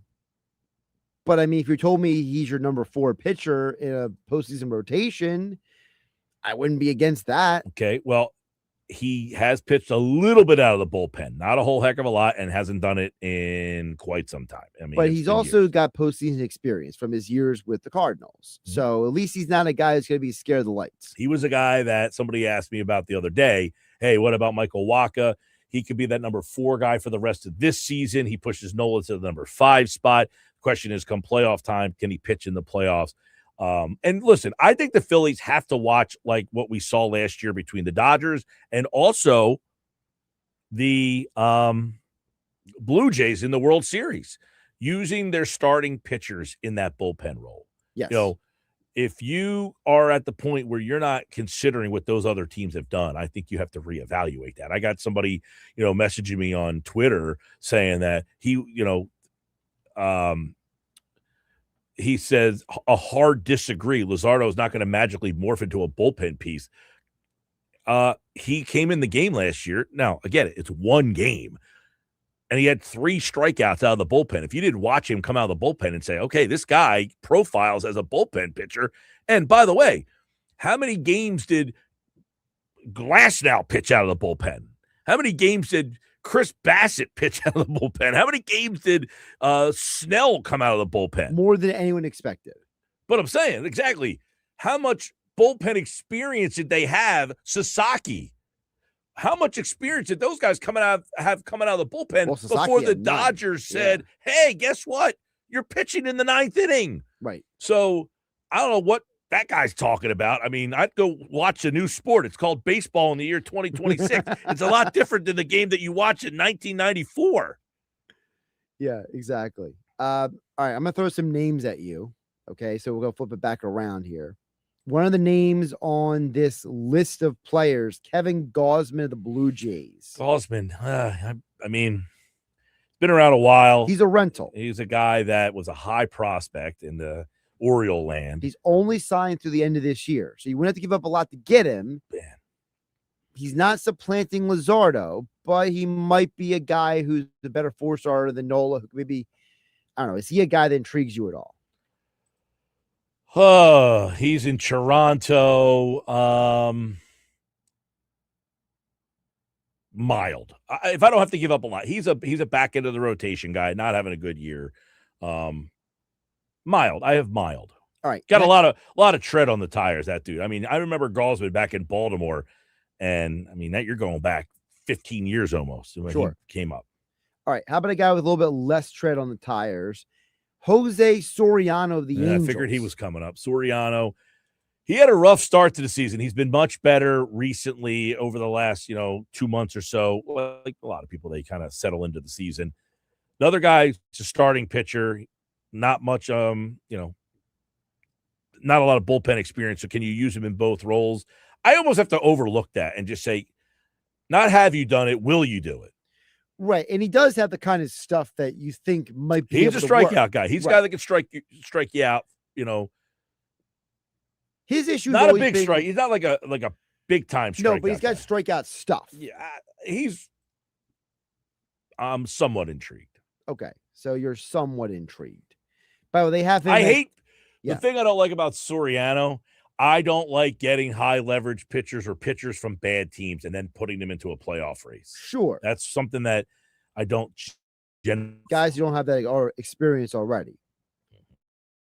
Already has the experience in that situation.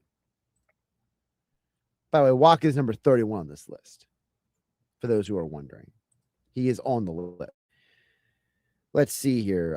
What about Robbie? Plays in Kansas City. They're one of the few teams that are pretty much done already. Robbie Ray is also on the list from the Giants. Mm-hmm. I mean, he's left-handed. He's having a solid year, not a great year. Not a strikeout guy, though. Won a Cy Young, by the way. But not a big strikeout guy. No, and the question would be with him, is he profile as a guy that can go into your bullpen, or is he the guy who's the fourth starter and only pitches those 2 games and doesn't help you in any other capacity? Right. I mean, again, he's having a solid year, so is it maybe a scenario where you're like, look, we get a guy who can eat innings for the rest of the year? That would be the trade that says we need someone to help us get to the playoffs. Not as much helping me in the playoffs. And I'm trying to find a guy that can help me in the playoffs more than a guy that can help me. Because I think as constructed, I could probably get to the playoffs. Even with this ridiculous that they're going to have to use they're going to have to use an opener on Saturday, all that stuff. But maybe this helps you not have to use as many openers. If you no doubt. Listen, if you you're probably also going to have to get to the point where you get someone to pitch every 5th day. Right. That I can't. I'm not going to. So if you told me that you walked out of the deadline and one of the pieces you got was, I'm not going to be mad about it. No. But I might not be mad about it at the time. But then I get to the playoffs, much like the year you got Lorenzen. Right. Where, he was helped you get through the regular season, but he didn't help you at all in the playoffs. Yeah. I think Robbie Ray probably a little bit better than Lorenzen. Maybe. I think so, for sure. Just come playoff time, I'm wondering. To me, both Waka and Ray are better than I like Waka better than I like, All right, Sports Bass Live, 97.3 ESPN. Citizens Bank Park, Sunday Night Baseball. Listen to it right here on 97.3 ESPN. When we come back, we'll ask the guys, Oscar and Jeff, for today's Phillies Fastball. We're going to get into a bunch of different topics today regarding, I'll ask Jeff and Oscar, one trade piece. What do they each think? Starter, pen, bat, or other? Also, what do the series say about the Phillies overall? And is the bullpen game the right move on Saturday? Should they just stand pat? We'll ask the guys coming up next on the Sports Bash.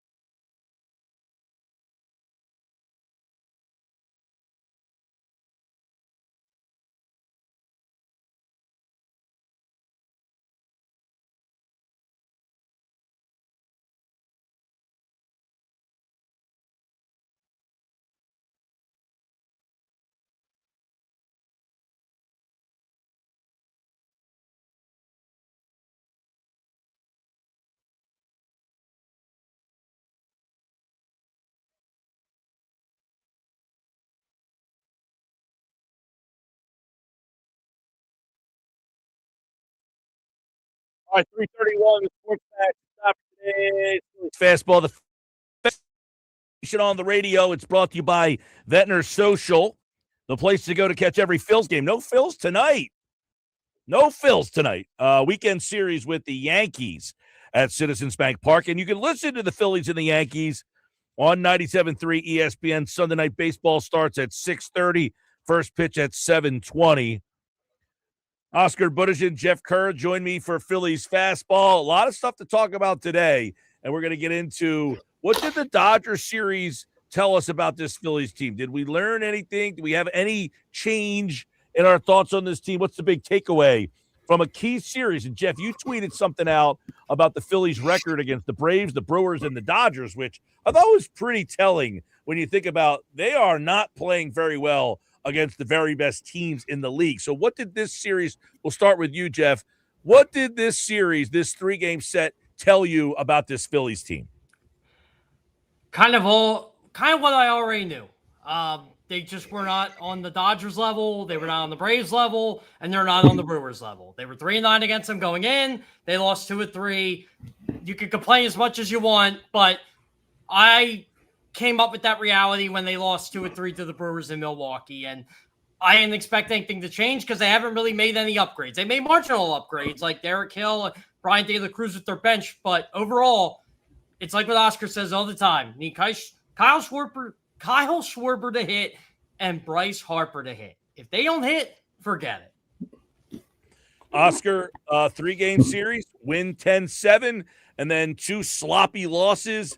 What did this series tell you about the Phillies? I mean, the Phillies are not going to win the World Series. I mean, look, the reality when we look at this team is either World Series Phillies Fastball. We're done. They're not winning the World Series. We're done. We're done. Look, it's World Series or bust, right? I mean, this is a mature team, a team that is in the top 4 in payroll, a team that is expected to win, that have superstars like Bryce Harper, Zach Wheeler, Kyle Schwarber, Trey Turner. And look, it's a combination of things, right? I mean, you would say, I think Zach Wheeler is doing more than he should be doing. I mean, the guy's unbelievable. To me, he's number 1 in the list of delivering against what we pay him. He's the highest paid pitcher in baseball at $40+ million. I mean, the guy's doing his part. Kyle Schwarber, I mean, he's a little bit on a slump, but I think Kyle Schwarber overall does it. Harper it's not probably the Harper that on a consistent basis that we would like to see.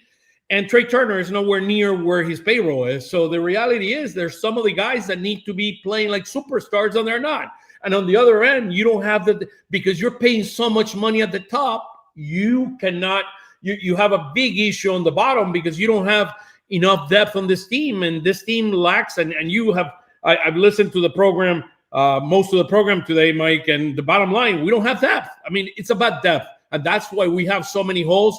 And this team is not beating the Dodgers. Look, the Braves are getting hot again. Now we're 5 games in the loss column again behind the Braves.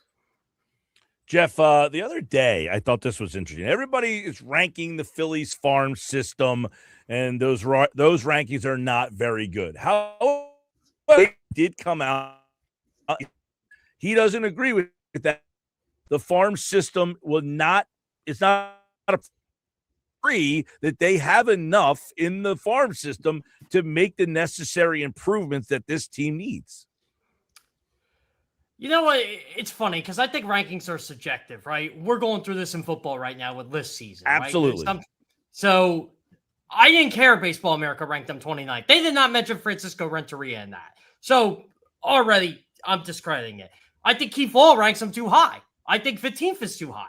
I think they're in the 20 and 25 range. I think there are players that could be acquired by other teams. I like Ramon Marquez. I like K.B. Obermuller, for example. I think Alex McFarland's a good trade piece. Gage Wood. Yeah, exactly. Gage Wood. But here's the issue.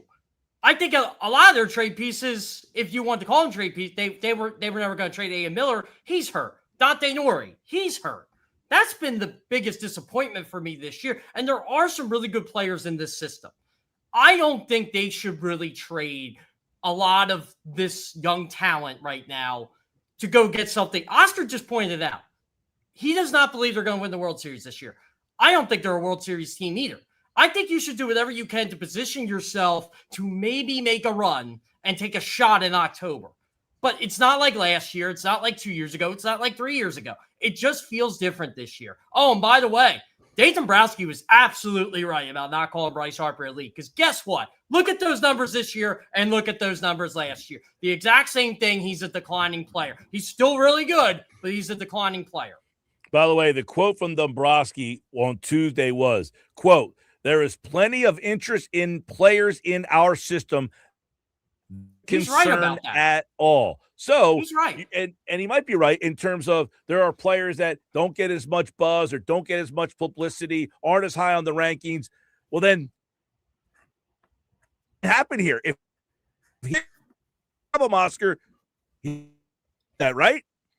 Yeah, I mean, you got caught up a little bit, but bottom line here is this team, they have two options. I'm going to give you the two scenarios this team has. This team goes all out, and that means you go maybe as Joe Ryan that you were talking about, and a Broxton, and hopefully you can convince him that he can come to Philly, and then you might trade Andrew Painter, and you might trade some of the biggest ships that you have. Or the other option, which is the one that I've been talking about, is going more a different route. Jeff has mentioned this before. You got to be creative. You need to make additions of players that are going to be maybe a number of veterans that can play in big games that are going to help you deliver. I mean, some of the guys, you mentioned Santana a few minutes ago from Pittsburgh. Pittsburgh is not going to trade him now because he's and I agree with you, Mike, on what you were saying. If you want people that you want to trust in the back end, they need to be strikeout pitchers. They cannot be giving away bases on balls. I mean, Duran, that's who Duran is. He strikes out a lot of people, and he doesn't give away bases on balls, which is what happens with the Alvarados of this world and all that. By the way, Alvarado, the last two outings, he's pitched really, really well, which hopefully we can continue. Hopefully, by the way, Jeff, that is big. By the way, if you want to take any positives out of this series, Trey Turner and Jose Alvarado, because that's the right-handed bat you need, and that's the left-handed reliever you need. Jeff, to your point, by the way, I'm sure maybe you guys saw from our buddy over at Phillies Tailgate, the OPS and some of the numbers from July 1st. Now, we're at July 23rd. So these numbers – we're getting close here. Right. These numbers are interesting. Bryce Harper, 164 with a 596 OPS. Those numbers are worse than Gabriel Rincones. Gabriel Rincones has a 655 OPS. Brandon Marsh, by the way, and I talked a lot about this yesterday. Brandon Marsh since July 1st, 167, 242 on base, 267 slug, 509 OPS. And I brought this up yesterday. Listen, I know he was a great story. He was an all-star, and he deserved it.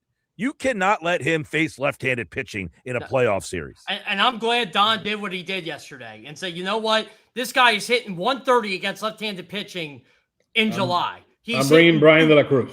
Yep, exactly. That's why Brian De La Cruz is here, because you have to give your team the best shot to win. I mean, they scored 5 runs yesterday. That wasn't why they lost. But what upsets me about this? But look at some of those numbers, though. I don't think people realize Harper, Marsh, Sosa, like those are the worst 3 hitters on your team since July 1st. This is what upset me about these people being such an uproar over this guy not making the All-Star game and that guy not making the All-Star game. I'm like, guess what? I didn't want Bryce Harper in the game. I didn't want Kyle Schwarber in the game. Yeah, it was nice for me as a fan to go to the game and see that, but these guys needed a break. Because Kyle Schwarber hasn't been the same since the break. Kyle Schwarber, by the way, since July 1st, 200 batting average, 700 OPS, 239 on base percentage, and a 371 slug. His slug is worse than Bryson Stott and Alec Boehm and JT Realmuto. Yeah, people are picking the wrong battles, right? You know, same with Ryan Kirkgreen. Oh, he's not a high leverage guy. They were down 2. It doesn't matter.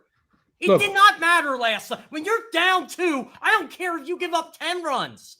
That's not going to change the result. So it's a combination of things, guys. I mean, I don't mind. I mean, look, Harper could have a month that he's off. I mean, he had 965 in April, 931 in May, and 994 in June. He's just having an off month, which is fine. I mean, that's perfectly fine. Yeah. It is fine, but if we're looking at the totality of it, right? Yes. It's not different than last year. But it's a combination of things when you add them all together. Because if you play, yesterday, start running. The lack of fundamentals that we've seen over the last few days, the errors, this all accumulates. Baseball is a game of little details. And if some of the things are not connected in a way, you're not going to win games. You're going to lose a lot of games, and that's what's happening. And look, this team is not as good as it's not good enough to be able to win a World Series. That's the bottom line. And the question is, what is Dave and the team are going to do it? And you are handcuffed because of the huge salaries you have on top. Well, and I also, have a question for you guys. Like we just talked about selling the farm, right? Do you want to see this team really bad in 4 years, or do we want to kind of see them like this in 4 years, but they're younger? Well, I kind of want to see B. But I got somebody who messaged me on Twitter who said he said I'm in the minority here, but I don't think they should make any moves because no matter what moves they make, they're not good enough. I don't mind that, honestly. And if you want to be upset by that, be upset by that. I get tired of the whole ring chasing mentality. I'd rather be consistently good. That's why I want to go kind of the second tier approach and being creative about it than just going all out and giving the farm away and sacrifices your entire future. I have a message right now. The fans complaining about the World Series or bust stuff, they're also the fans that leave the second this team gets banned. The second. Well, you're right about that. The building will be empty if they stink. We saw it from 2012, 13, really all the way up to 2022. They really didn't come back till the 22 World Series, and that's when they started saying Rob Thompson's a bad manager, not knowing what happened the previous 5 months. By the way, Aaron Nola. I think we need to talk about Aaron Nola. I think everybody wants to throw away Aaron Nola. What happened in the last 2 or 3 outings that he pitched really well and the team did not hit? So look, he's not the same Aaron Nola of a few years ago, but look, would I want a fifth starter as Aaron Nola? Absolutely 100%. How many? And again, I know we're overpaying the guy and I know the guy's a real good guy and all that, but the bottom line, I'm okay with Aaron Nola being the fifth starter on this team. Do we need to?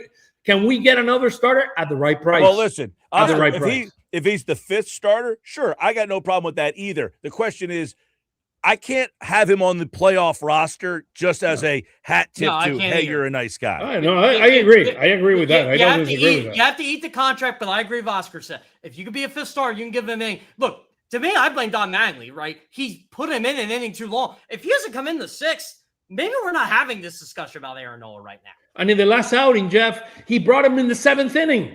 Yeah, he brought him in the 7th inning. He allowed 1 run in 6 innings. And then he brought him in the 7th inning. And I absolutely said, here we go. Yep. Here we go. And they hit 2 home runs against them. You have to make the smarter choices. Guy, and there's nothing wrong with that right now. You just have to admit it was a bad contract, and you just take what you can with it. Yeah. And the other thing, by the way, they're off tonight, Friday night. Saturday, it looks like they're going to be with a bullpen game, Jeff, unless you know something that we don't know. But is a bullpen game on Saturday the right move, or should they call someone up to pitch that game? I think I would just have Brian Keller pitch him. Me too.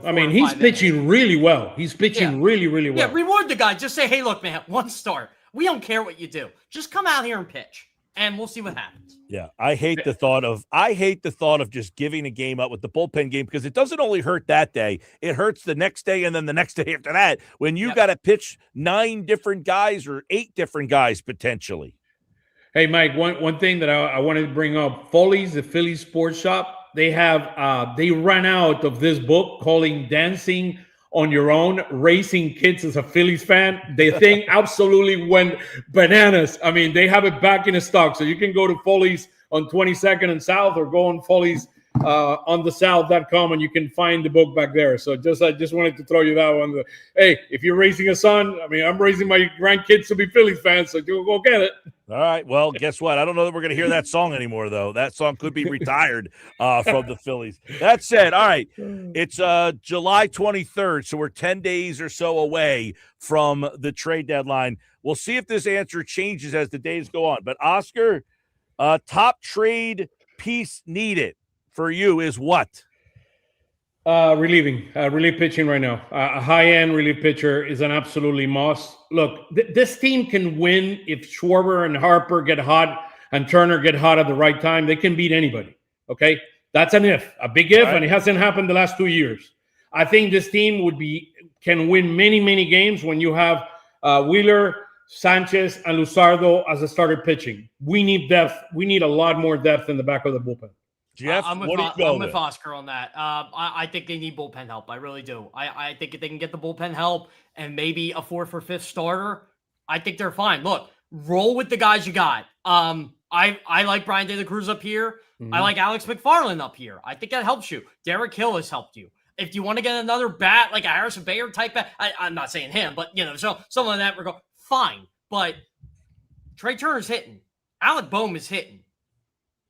Get the big bats starting to come on a little bit here, but I don't want him hitting 4th if I don't have to. Yeah. And I'll tell you what, I got news for Bryce Harper too. I know I'm picking on Bryce Harper today. Bryson Stott is not an everyday player. I'm getting tired of that too. Let's go back to the platoon there.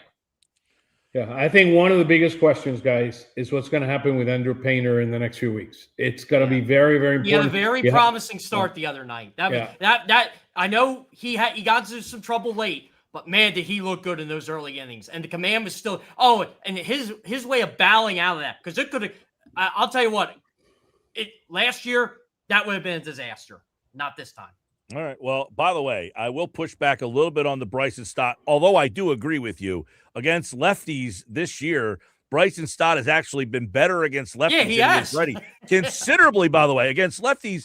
293 with a 369 on base, a 400 slug against righties, 240, a 291 on base, and a 397 slugs. I mean, he's got reverse splits here going for him. The bottom line with him, you need to have runners on base for him to be an elite. Correct, yeah. You're right. You know what? I think I'd like Bryce, and I do like Bryson Stott. I think I'd like Bryson Stott a lot more if he was batting the knife in the batting order. I can agree with that. Now, I said yesterday, see if you guys agree, and I kind of hinted at earlier, I'm at the point now, and I think you all agree, you can't play Marsh every day. This is starting to become a problem.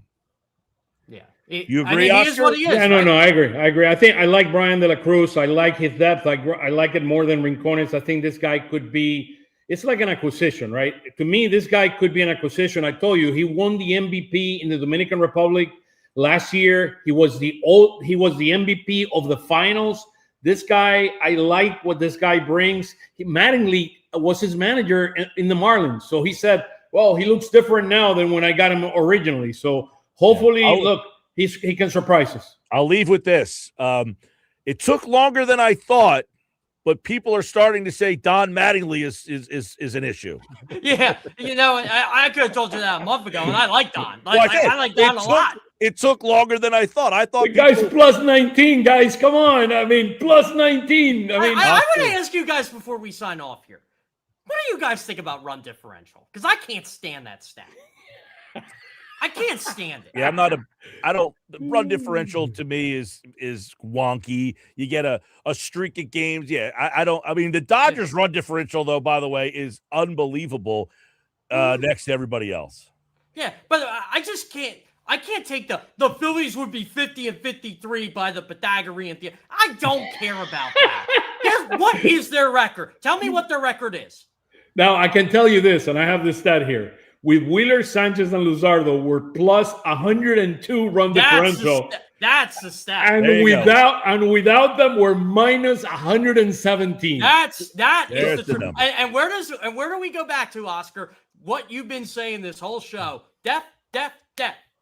I talk about this all the time, is that run differential a lot of times ends up getting wonky when you get a series against a bad team, and when you play them, you're facing their 3rd, 4th, and 5th starter as opposed to the top of their rotation. And you're pounding Kansas City and Cincinnati and Pittsburgh and, based on, we got their 4th and 5th starters. The 4th and 5th starters on a lot of these teams are 4A guys. They shouldn't even be up here. Yeah. And then you beat up on them. And that's where the Phillies generally have built up their wins over the years, is by just pounding the back end of these rotations. And, they won 95, 96 games for multiple reasons, right? They didn't have issues with the 4 and 5 stars over the last couple of years. Maybe they had issues with the 5. But we always kind of wrote that over like it's not even going to matter in the postseason. They're up 10 games anyway. It kind of matters now. Well, we'll talk about it tomorrow as the Phillies get ready to take on the Yankees. And we'll be covering that series here on Phillies Fastball. For Jeff and Oscar, this is today's Phillies Fastball on the Sports Bash. Thanks, guys. Go Phils. See you guys. All right, there's Jeff, there's Oscar, and of course, we'll have Phillies Fastball tomorrow on the Sports Bash. And we have Sunday Night Baseball on the Sports Bash. We'll be talking about the Phillies and Yankees, but Sunday night, you can listen to the Phillies and the Yankees. Sunday Night Baseball is on 97.3 ESPN. And Phillies Fastball is brought to you by Ventnor Social, the place to go to catch every Phil's game on their 20 big screen TVs. Enjoy great food and drink specials. Visit their Facebook page for up-to-date info and specials. And don't forget, the Sports Bash is live on Wednesday, and we're coming with gifts. We have a trip to go see the Phillies play the Orioles at Camden Yards in Baltimore. So come on out. You must be present to win the trip. Somebody's going to Baltimore to see the Phillies and the Orioles at Camden Yards. That's all Wednesday, 6417 Ventnor Avenue in Ventnor, when we head to Ventnor Social for another Phillies day game watch party when the Phillies take on the Marlins. All right, football at 4. The AFC South is next.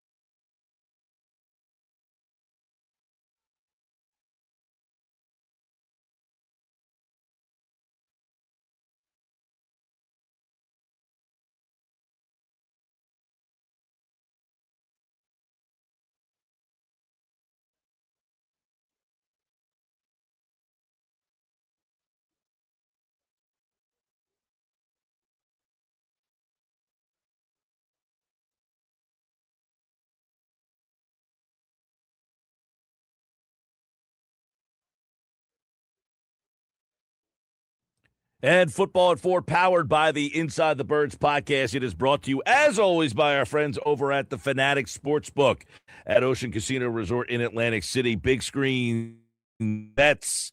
Game day hits different at Ocean. To learn more, visit theoceanac.com. And don't forget, tomorrow night and Saturday night, Matt Rife is in the house. To get your tickets, go to theoceanac.com. It is our division previews for today's Football at 4.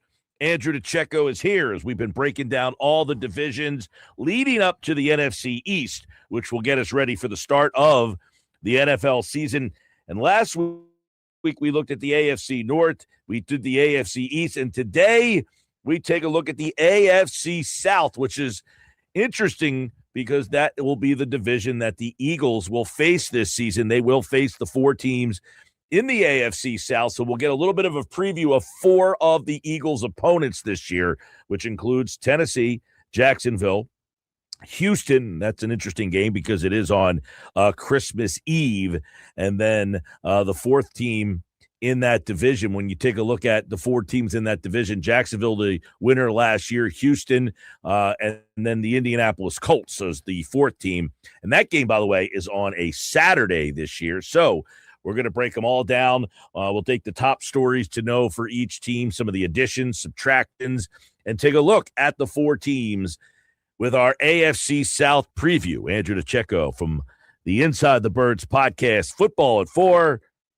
But before we get to that, last week we talked to Andrew on the same day that we talked to Steve Heitner, Kenny Bania from the Seinfeld show. Now, you, Andrew, had said you were going to go to the show.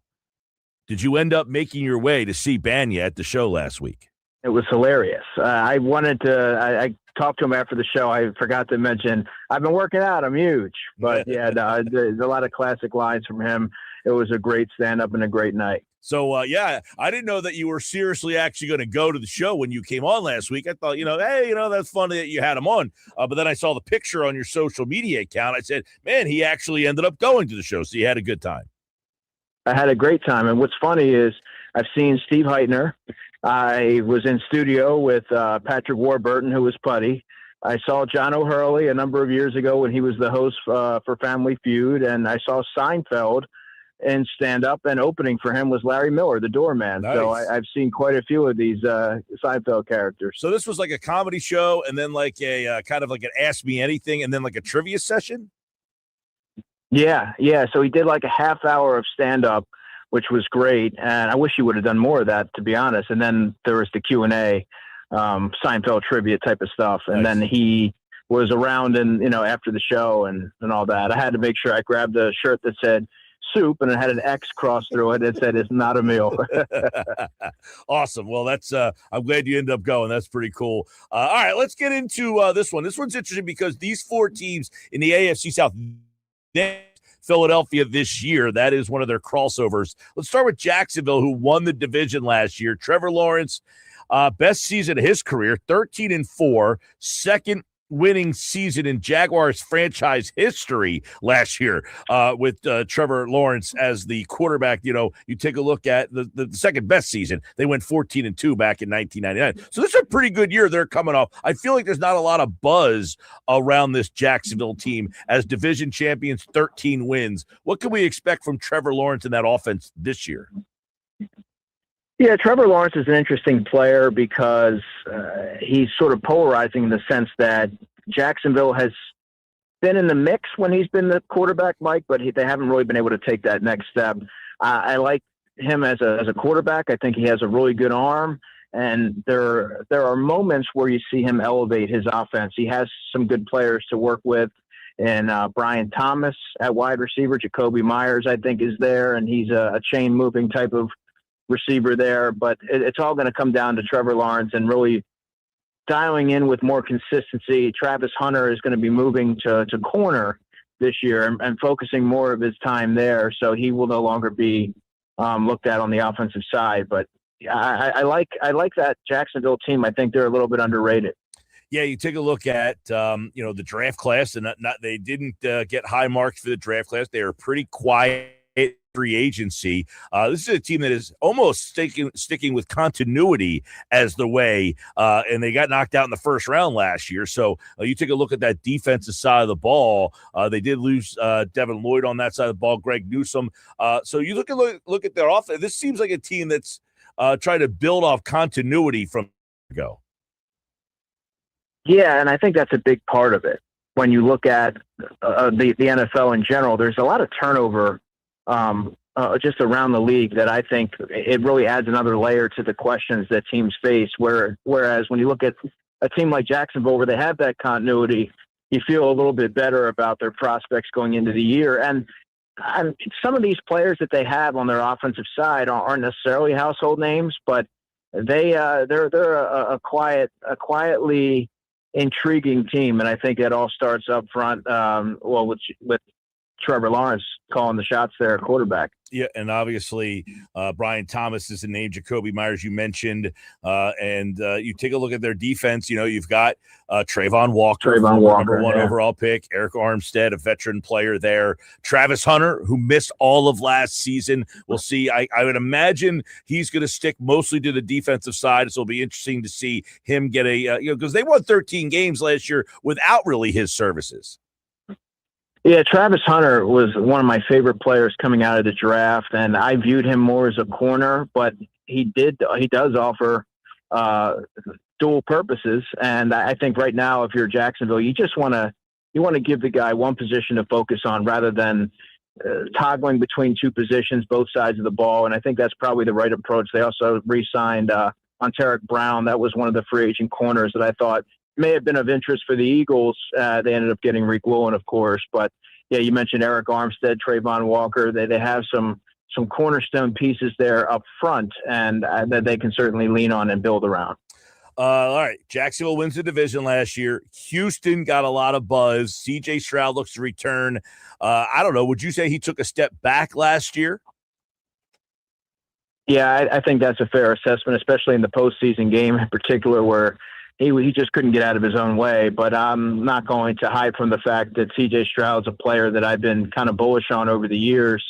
And I love the receiving core that he has, especially with Nico Collins. Nico Collins, I think, is one of the more underrated wide receivers in the NFL. I think he's recognized properly in league circles, but from a national perspective, I'm not sure that he gets quite the recognition that he deserves. But he also added David Montgomery, and that offense, Mike, I think he's going to be positioned to really thrive.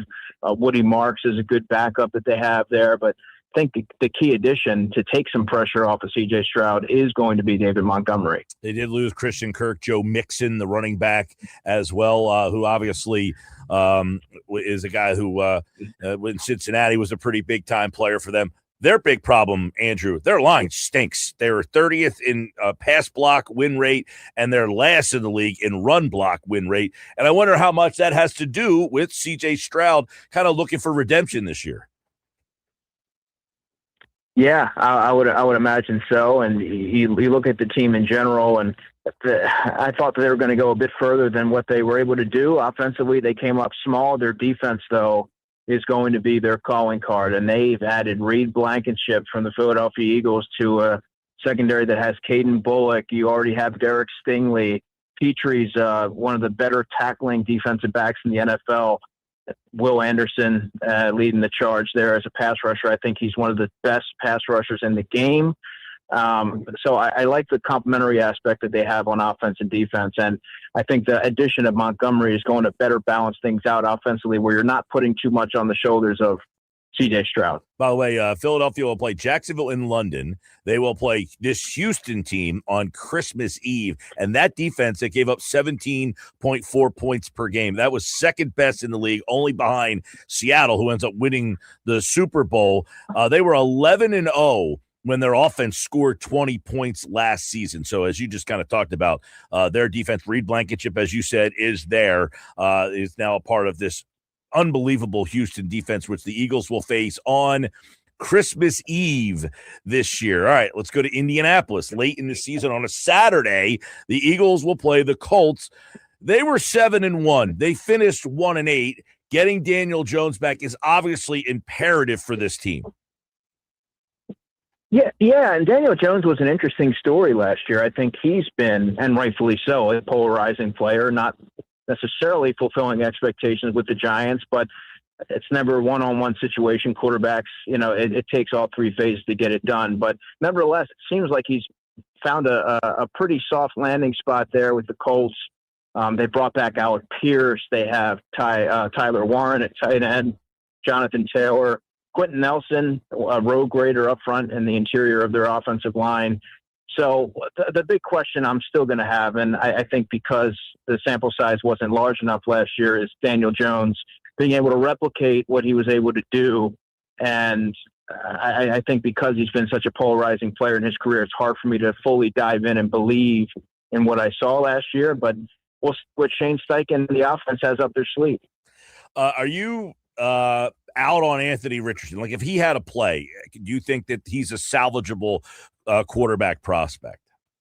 Nah, I'm kind of out on him, Mike. I think that a lot of his shortcomings have never totally been rectified. I understand that he hasn't really been much of a factor of late, but I just haven't seen him take enough steps forward to suggest to me that he's ready to be a starting caliber quarterback in the NFL, or even give adequate production if he has to step in the interim. You think about this too, Andrew. They went 8-2. They averaged 32 points per game, and then went 0-7, averaging 20 points a game. They were the first team ever to be 6 games over 500 and finish with a losing record. And they're the first team since 1995's Raiders to start 8-2 and miss the playoffs. So a lot of that too, their defense, they traded for Sauce Gardner. They thought this team was legit, but their defense had all sorts of problems last year as well. Yeah, I mean, they were a leaky group there, and it's kind of surprising when you think of it. But yeah, you mentioned Sauce Gardner. They lost safety Nick Cross in free agency to the Washington Commanders. I think Nick Cross. I mentioned this with Jalen Thompson, the Cowboys safety who they signed as well. But I think he is one of the more underrated younger safeties in the league. Really productive. I'm curious to see how they go about replicating that production. But that they have a lot of areas of need there. I do like Justin Wally, their nickel corner out of Minnesota. He's been a couple of years in now. I like him quite a bit coming out of the draft, and he's someone that I think stabilizes that nickel back role. But they still have some room to grow there. I'm not quite sure that they have enough on that side of the ball to take it as far as they needed to take it. Also lost Michael Pittman to the Steelers. We talked about him last week.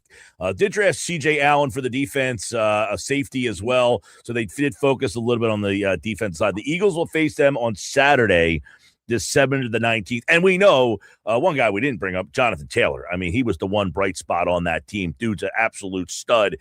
So they will probably look to get him highly involved this year. And Taylor Warren, the tight end, is another guy who we didn't really mention much there. But Warren and Taylor, two of the better guys to do it at their positions. Yeah. I mean, when you have cornerstone players like that, and Alec Pierce, whatever you want to say about him, I don't know that he's a true number one, but he's certainly being compensated as such. He's someone who can stretch teams vertically. I like his contested catch ability. I think he's probably more of a complementary piece, but they have players at premier positions that I think can be difference makers. And it's all going to come down to Daniel Jones and what they're going to be able to get out of him. Will he revert back to his previous form with the Giants, or is he going to kind of continue on where he left off with the Colts? And I'm sure the Colts are banking on him returning to form, because they have enough pieces there, I think, to be able to put up some points. All right, Tennessee, the Eagles will play the Titans on the 20th of September, week number 2. And the biggest question we all know, Andrew, is can this young offense, Cam Ward, lead this offense to have a much better season than they had a year ago? Yeah, I'm a little bit more optimistic on Cam Ward maybe than some others are, and I certainly like what they've done surrounding him with some talent. Cornell Tate in the first round, and they have Calvin Ridley. So, and Wan'Dale Robinson they added as well. So he's going to have weapons this year. There's not a lot of excuses. However, at running back, You look at Tony Pollard. I don't know that he's really going to move the needle. Tajay Spears is really an undersized player, a complimentary piece, someone who can be a good pass-catching running back, create yards after the catch. But I'm not overly enthused with their running situation right now. But, yeah, I mean, you have to be enthused with where they are with their receiving options. Yeah, you mentioned Ridley. I mean, you got Wan'Dale Robinson you brought in, Ridley. They drafted Tate, Tony Pollard, so we'll see there. But obviously the offensive line, that's one of the problems. When you get these teams with the young quarterbacks, they generally don't have the offensive line to stand up in front. So that's going to be a big factor there. They did hire Robert Saleh, a defensive-minded guy. What do you like about this defense that maybe can make them competitive? Well, up front, John Franklin Myers, he's not talked about nearly enough. You have Jeffrey Simmons, who's one of the best interior linemen in football. And then on the back end, I like Alontae Taylor, who they signed. He's someone that I think could make a little bit of a difference there. He comes over from the Saints. This is going to be a more aggressive attack style defense, I think, with Robert Saleh. They're going to play with an edge. And they should have some energy. I still think that this is a young team, by and large, that they're not necessarily ready to take the next step just yet. But I think Cam Ward and the offense will make some encouraging strides forward and give Tennessee Titans fans something to be optimistic about. Solid defensive guy. They got Cam Ward. Brian Daboll is the new offensive coordinator in Tennessee, so he'll be kind of working with the offense, and Ward, Saleh with the defense there. The Titans are the worst team in the NFL over the past 2 seasons with 6 wins. They were last or near the bottom in almost every single defensive category last year. So we'll see if they can improve on that. They play the Eagles in week number 2. A look at the Tennessee Titans. That is the AFC South. They will play the NFC East this year. All right, Andrew, if you take a look at those 4 teams, Jacksonville, Houston, Indianapolis, Tennessee, how do you see them finishing? Houston, Jacksonville, Indianapolis, Tennessee. All right, so you're not buying. A lot of these people think Tennessee is one of those teams that go, from worst to maybe first or even make a playoff. I hear a lot of people jumping on the Tennessee. You don't seem to be following that. I'm with you. I don't see Tennessee making that. They're still too young. They're young. I could see the vision. I think they're maybe a year or 2 away from checking off that box, Mike. But I love the Houston Texans this year. I like what they've done. Just sort of building around what they already had, some of the pieces defensively, adding Reed Blankenship, and they just have so many interchangeable pieces on the back end.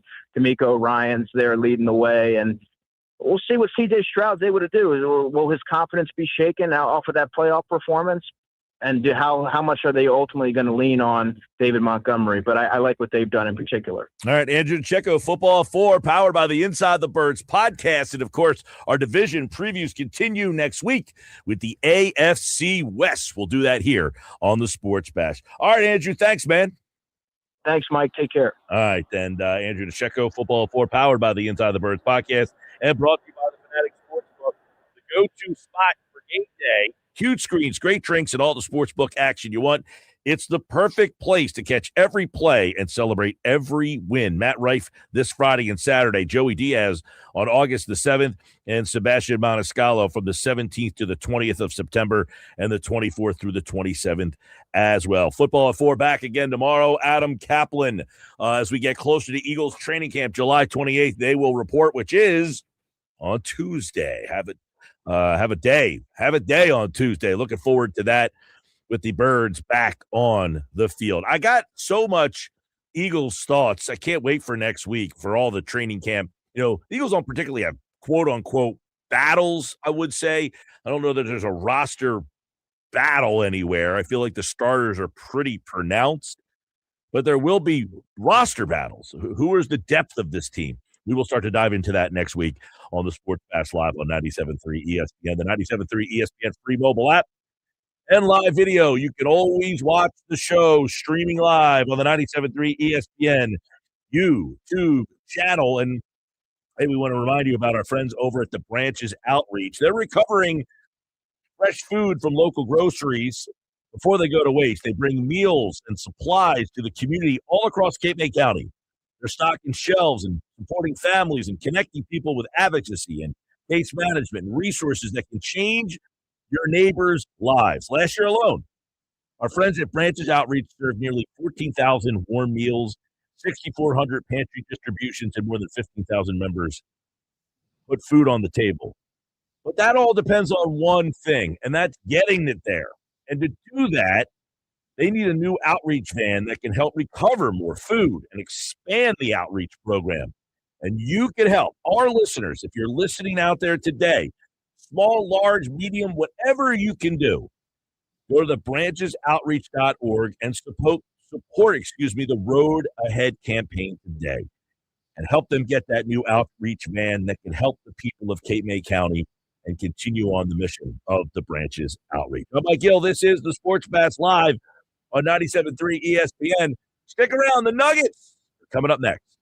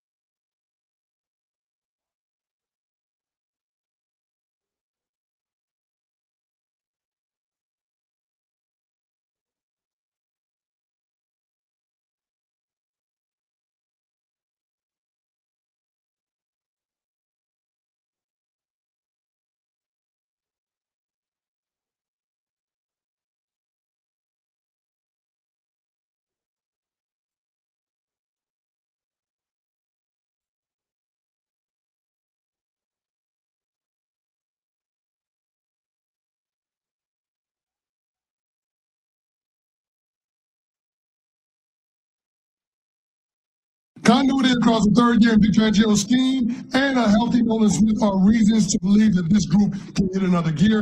The last time the Eagles had the same DC 3 consecutive seasons was a decade ago with Jim Schwartz, and they got a chip out of that run. They added Pro Bowl cornerback Greek Woolen to a quarterback group that features 2 first-team All-Pros. Woolen is top 5 in pass breakups and top 10 in picks since he entered the league in 2022. Edge rush presence is a concern, but they addressed that position by adding Jonathan Bernard from the Vikings, who tallied 27.5 sacks over the past 3 seasons. Philadelphia Eagles checking in at 5th in my top 5 defenses in 2026. Chris Kennedy on Sportsmanlike. It's our Unsportsmanlike moment of the day. By the way, the Nuggets at 5 o'clock. I forgot Nuggets wasn't available until 5 o'clock tonight. So 5 o'clock for the Nuggets, which means our Unsportsmanlike moment of the day from Chris Kennedy, which I agree that the Eagles have a top 5 defense. I don't like his reasonings, though. I had a feeling you were going to give a side eye to some of his reasons. That's why I wanted to play that today. Nolan Smith is not at the top of the list of reasons why I'm excited about this defense. I got to be honest with you. Nolan Smith is at the top of the list of anything of significance. I do like Greek Woolen being in there, but what I think is what the top 5 defense, number 1 on the list is continuity. He's right about that. Yep. Vic Fangio, same defense, a lot of the same players, 3rd year in the system. Love that reasoning. 2, Jalen Carter, Jordan Davis, Moro Jomo. Those 3 guys coming back. Love that trio there. Jalen Hunt, year 3. Bang. Give me that. Jonathan Grenard. He mentioned Grenard. I like that. How about Zach Bond, 3rd year in the system now? Middle linebacker. How about Jahad Campbell, 1st-round pick? Unbelievable athlete. Now, 2nd year, he's the guy. No looking over his shoulder. I like that. How about, he didn't mention Quinyon Mitchell as maybe the best all-around corner in football. I like him being back for the 3rd year. I do like Woolen on the other side. I like Cooper DeJean being used in this role that maybe will allow him to even be a bigger role. Now, I have a question. Is he going to be able to be used? I mean, he was a major part of this defense for the first 2 years. But I think if Vic Fangio feels like moving him into this role, that means he thinks he can be bigger, more impactful than he has been in the past. So I'll go with all those reasons over Nolan Smith being a part of this defense as to why I think they're one of the top 5 defenses in the league. I agree with that part.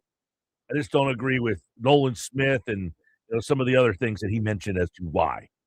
I agree with you and Kenny that continuity is a huge part of it. But I think Kenny did miss a huge name, and you brought him up a moment ago. Jalen Carter.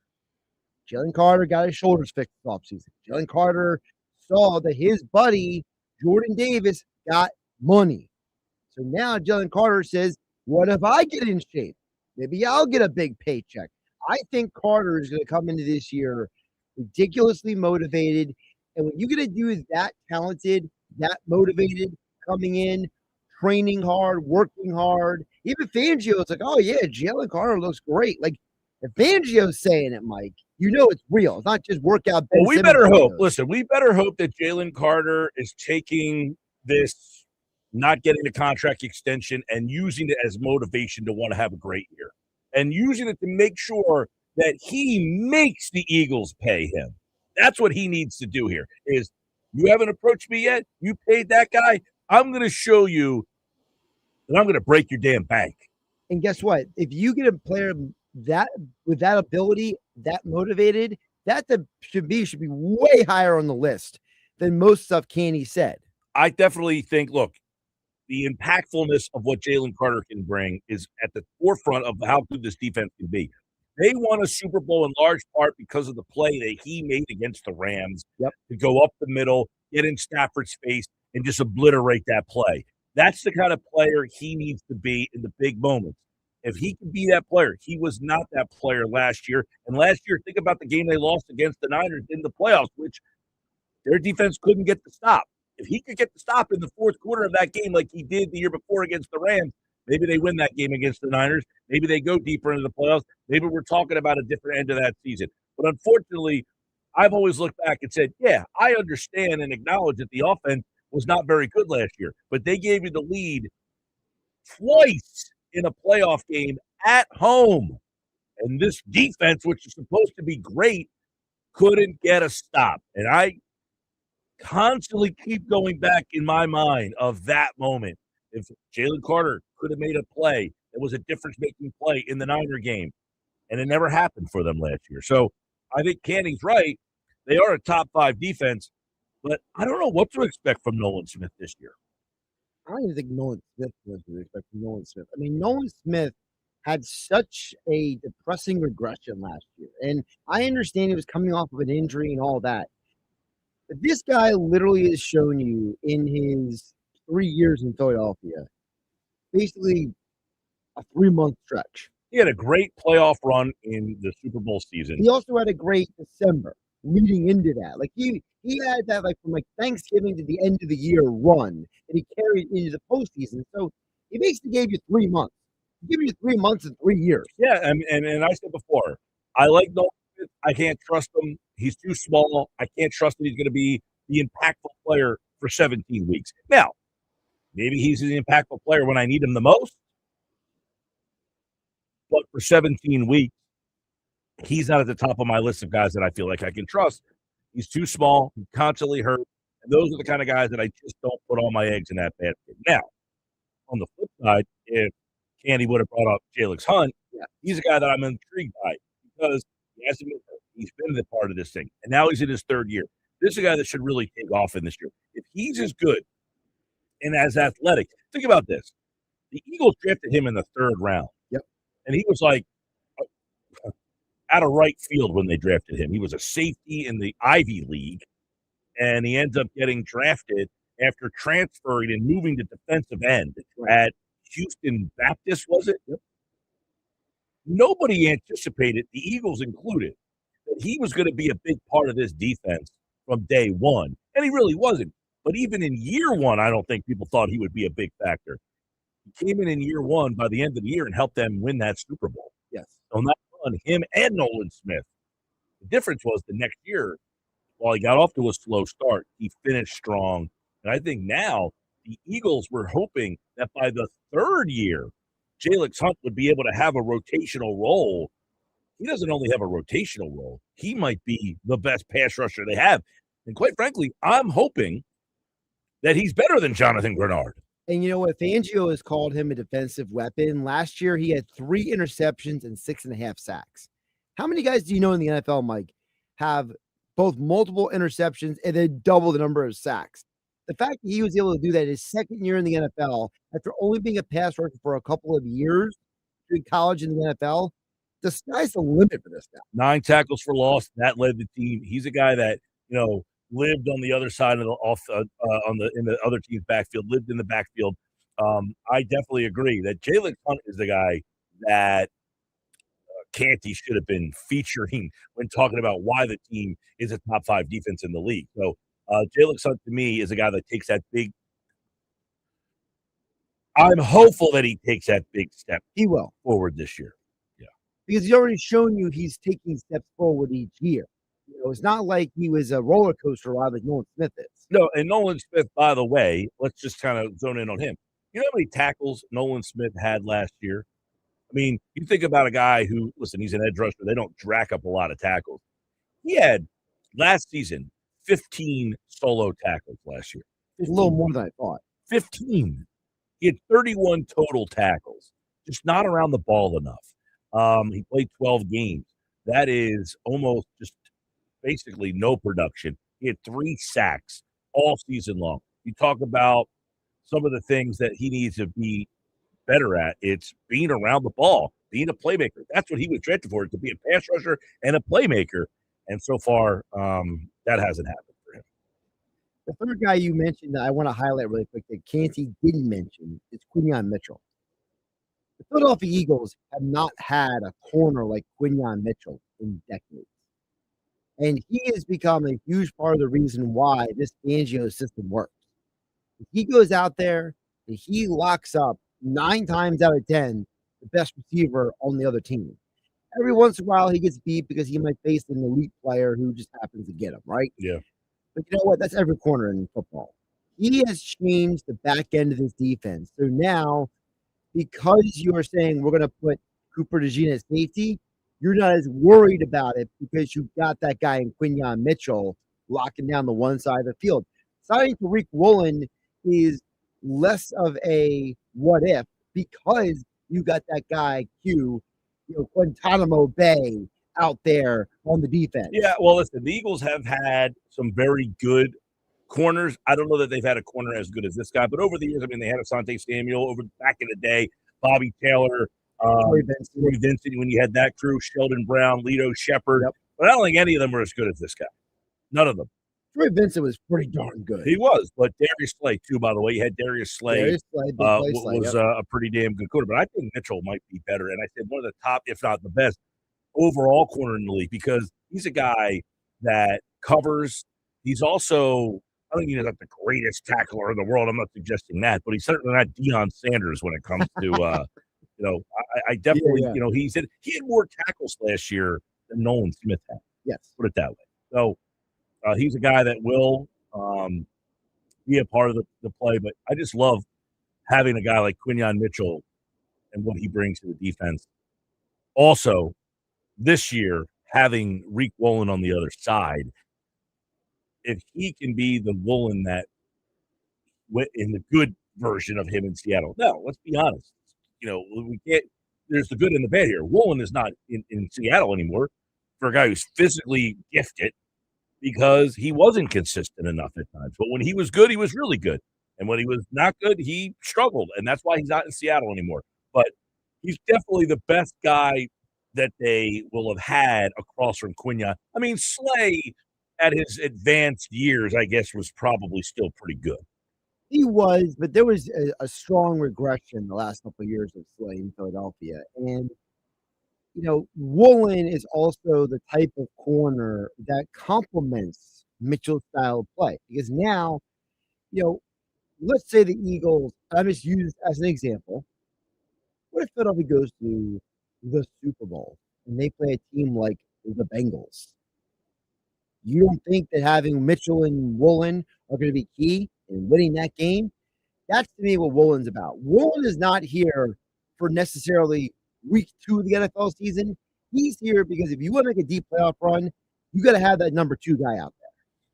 There's no doubt about that. I mean, I think last year you saw when they struggled in certain games, especially if, a game like Dallas in the opener, where they, Pickens and Lamb. Yeah, no. Well, I'm trying to think of Adoree Jackson. Oh, okay. Yeah. Well, and you're right. Pickens and Lamb are 2 guys that you're going to get matched up with. Now the question is, you got Pickens, 6'3", big dude. You got Woolen now, 6'4". People don't realize he is 6'4", 210 pounds.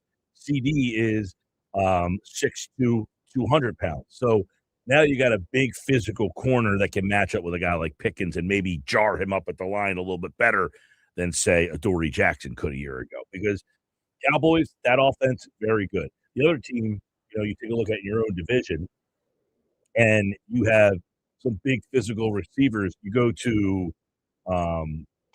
the Giants. You got Neighbors, big guy, but 6 foot, 200-pound guy. Now you have 2 guys. You don't have to do what you did last year and try to move guys all over the place. You got guys on both sides of the field that can, match up with them. Where last year, Adoree Jackson, I think you probably didn't feel nearly as comfortable. Definitely not. All right, Mike, let me transition to this. So, Canty mentioned that this is number 5 defense in the NFL. I want to see if you agree with the 4 ahead of them. Okay? This was Canty's top 5 NFL defenses heading into the 2026 season. So you heard number 5 is the Eagles. And number 4 goes the LA Rams. If they're number 4, I'm interested to see who's ahead of them because I like that defense. Well, okay, assuming they had Aaron Donald back, I didn't hear what he had to say about that. He's doing it without Donald. Okay, but Kobe Turner, awesome. Byron Young, obviously they went out and added Myles Garrett. Those 3 guys there are a handful. They went and got Trent McDuffie, correct? Yeah, from the Chiefs. To me, McDuffie is almost a bigger addition than Garrett because you already had a good defensive line. But they've struggled in the secondary for the Rams. The secondary has been a problem for them in the last couple of years, And McDuffie is a huge answer to one of their flaws. Nope, big time. So they've got 3-level talent. They've got Fisk, too, by the way. He's another good player. Yep. I would say, though, I would wonder. I think they have the best player with Garrett, but do they have 11 better players? Do the Eagles have a better 11 than they do? I think so. We might be biased. We could be, but I do. I mean, Turner and Young, those two with Garrett, those three right there, I think are better than what you have. Okay, so really quick. So Garrett, Young, Turner, or Carter, Davis, Hunt. This isn't a question. This is the Rams. The Rams. They got Garrett. He's better than every guy on the Eagles, bar none. Fair, and fair. I would say that Brian Young and Kobe Turner are maybe better than what you have. So I think they might be definitively better in those areas. Well, that's the case. Now, Then the Rams you should be are better than them. Now, you've got Jordan Davis and Jalen Carter. They don't have players of that level on the interior. Now, they don't play that style of defense, but Sure. I like Myles Garrett significantly better than Jonathan Grenard. I think most would agree that the Eagles have better linebackers than the Rams, which is actually hilarious considering how many years the Eagles have bad linebackers. But yes, the Eagles have the better linebackers. And no offense to McDuffie, but I think that Quinyon Mitchell is better than McDuffie. Yeah, I would agree with that. I think, it's not like a gap. It's not like a monumental gap. But, yeah, I would take Mitchell over McDuffie probably at this stage. Cooper DeJean, new spot, so it's hard to kind of figure out what I think of him right now. But I like him as a player better than anybody else they have in their secondary. So I like two players in my secondary better than what they have in their secondary. You mentioned the linebackers. I would say Vaughn and Campbell I like better than their crew. All right, number 3 on the list is the Seattle Seahawks. Seattle, best defense in the league last year, 17 points a game. We talked about that with DiCecco during football of 4. The only defense, they had the best points per game. Houston was number 2. They don't have the pass rusher that the Rams have. And they lost Mate in free agency. They lost one of their They pass did have rushers. Leonard Williams, though. They did have Leonard Williams. That's true. So I'm not discounting Williams. DeMarcus Lawrence. He was there last year. Right, I'm saying, but now they have him for a full year. Those two guys together, full year. That's pretty damn good duo right there. Josh Jobe and Witherspoon. I think I might like my corners better than their corners. I like Philadelphia's corners better, which is actually funny because Josh Jobe, former Eagle. Sure. I mean, continuity is another thing. Situation there. By the way, that one thing I will say about Canty's list, his top 3, all continuity based. He's big on the continuity. And he should. I mean, he played, and he would know that the terminology thing, I think, is a big thing, that you know it and don't have to worry about it. I probably would slightly lean Seattle here. All right.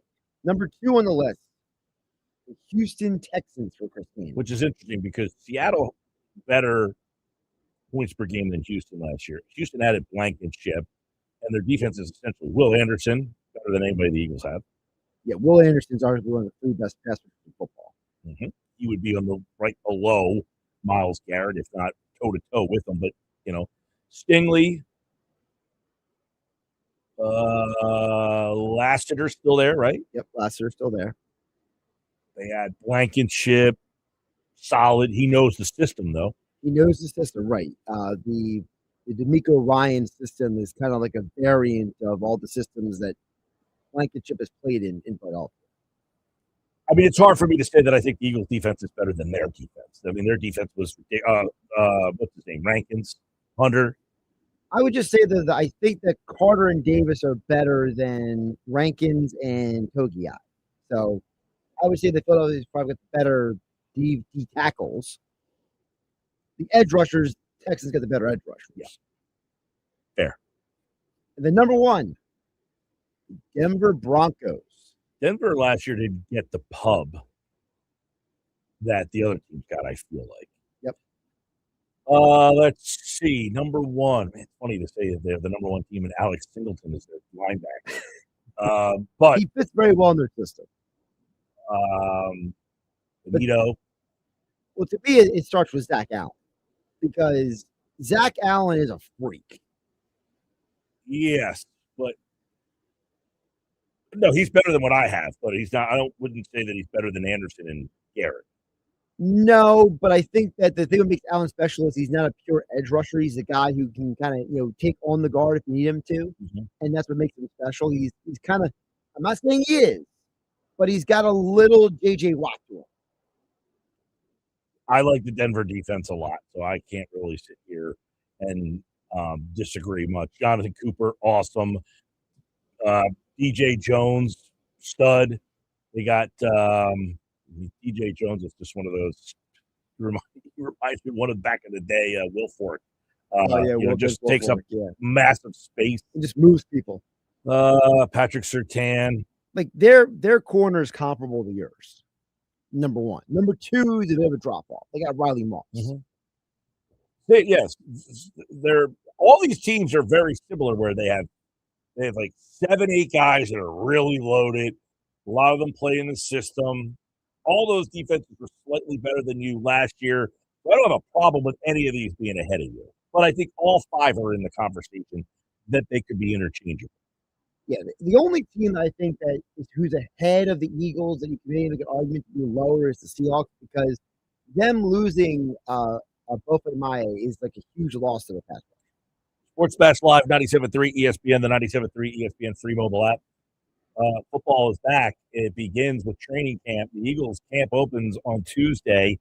Football at 4 has you covered all week long on the Sports Bash Live. When the Eagles are on the field, there's only one place to get all your Eagles news notes, the Sports Bash Football at 4, powered by the Inside the Birds podcast. Cheers to 60 years at Maynard's Cafe in Margate. Join the party on Sunday, August 2nd. Live music starts at 2, drink specials all day, and your chance to win Birds and concert tickets. Cheers to 60 years at Maynard's in Margate. All right, Sports Bash Live, 97.3 ESPN, the 97.3 ESPN free mobile app, and we've got Nuggets coming up in the next hour. Plus, Bryce Harper had some very interesting things to say on a recent podcast. Who was it with? Mookie Betts? Yep. Is this like, what's the name of his podcast?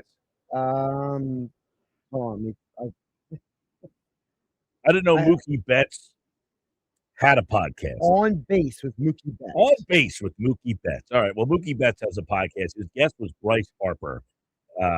This audio was starting to creep out a little bit yesterday, but since Josh was off yesterday, I didn't get a good chance to kind of get it and kind of react to it. Yeah, your fault on that one. It's all my fault. Yeah. So I do want to play some of the stuff from that podcast because there's a lot of very interesting things that Harper had to say in there. We'll play that coming up for you a little bit later on the Sports Bash. And also, no LeBron watch today. Nothing. We got nothing with the LeBron watch. And I'll tell you what, is LeBron in danger of falling out of the news cycle? What do you think? Are we at the point now where people are like, you know what? Don't care. You've lost my interest. Because I really haven't heard a lot of people opining on him today. It doesn't feel like a lot of people are at the point where they're like, you know what? I moved on to other things. Football training camps have opened up. How many camps are now open? I know the Eagles are the last one. I think half of them are open at this point. The Eagles are the last day. I mean, they're not the last team. There are a bunch of teams that are opening, but that is the last day that camps open. The Eagles are waiting until the last day to open up training camp. But camps are opening, LeBron. Now, some people have suggested that he could wait until August now. Now, remind you, August is like a couple days away, about a week. But still, is LeBron going to make his decision? We'll keep our eye on that as well on the Sports Bash. All right, coming up, we've got Nuggets in about 9 minutes from now. And don't forget, starting August the 3rd, the Golics return to 97.3 ESPN. Mike Golick Sr. and Mike Golick Jr. return to ESPN Radio on 97.3 ESPN to form the Golics. Why didn't they just call it Mike and Mike? That might have been a better name there. The new weekday lineup starts August the 3rd. The Golics are back on 97.3 ESPN. Start your day with Unsportsmanlike, our Unsportsmanlike moment of the day with Canny, Michelle, and Evan right here on 97.3 ESPN. All right, coming up, it is another edition of the Nuggets. Nick Earnshaw's back with today's Knicks Nuggets. We got that for you coming up. And don't forget, you can watch the show live on the 97.3 ESPN YouTube channel if you are watching on YouTube right now. Do me a favor and hit that like button, hit that subscribe button. We'll be back with the Nuggets next.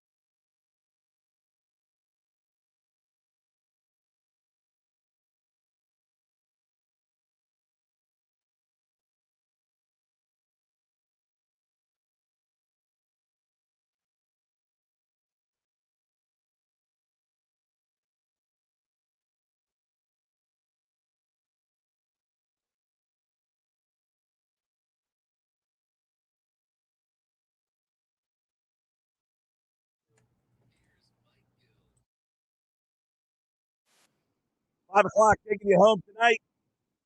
Just getting out of work. Take the Sports Bash on your drive home with you. Watch and subscribe to the Sports Bash on the 97.3 ESPN YouTube channel or on the Twitter X platform at Mike Gill Show. We got you till 6, and then we got the best of the Sports Bash, but no Phils tonight. What are you going to do with your night with no Phils? It's always tough in the summer. You got no Phils, and there's not any secondary. World Cup's over, all that stuff. No Summer League basketball. Listen, if this day fell on a different day, it probably would have been more beneficial for me. But typically, these are kind of nights where I'll catch up on something on Netflix or Hulu or Disney Plus or Amazon. There's always a movie or a show that I'm like slacking on. Usually what these nights are for. Yeah, I know. I'm like, I don't even know. I know I have a lot of shows too that I'm supposed to be getting back into. I just haven't. You got to be in the mood, right, to want to sit down and get into a show. And the problem with that in the summer is the Phillies are on at night, and it's like the night that they're off, you want to get yourself invested into a show that you don't get to finish, and then the next night you want to keep watching the show. And then you're like, I can't watch the Phils because I want to watch, and you can't do that. So I know, I'm supposed to be trying to. There's a lot of shows that are back that I haven't caught up on yet.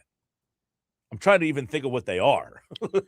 I know. It was the one with Harrison Ford and on Apple TV Plus. Yeah, the one about the shrink, right? Yeah. Shrinkage, yes. That one's back. I don't know if I have Apple TV Plus right now. I don't play have on Apple TV Plus on Friday.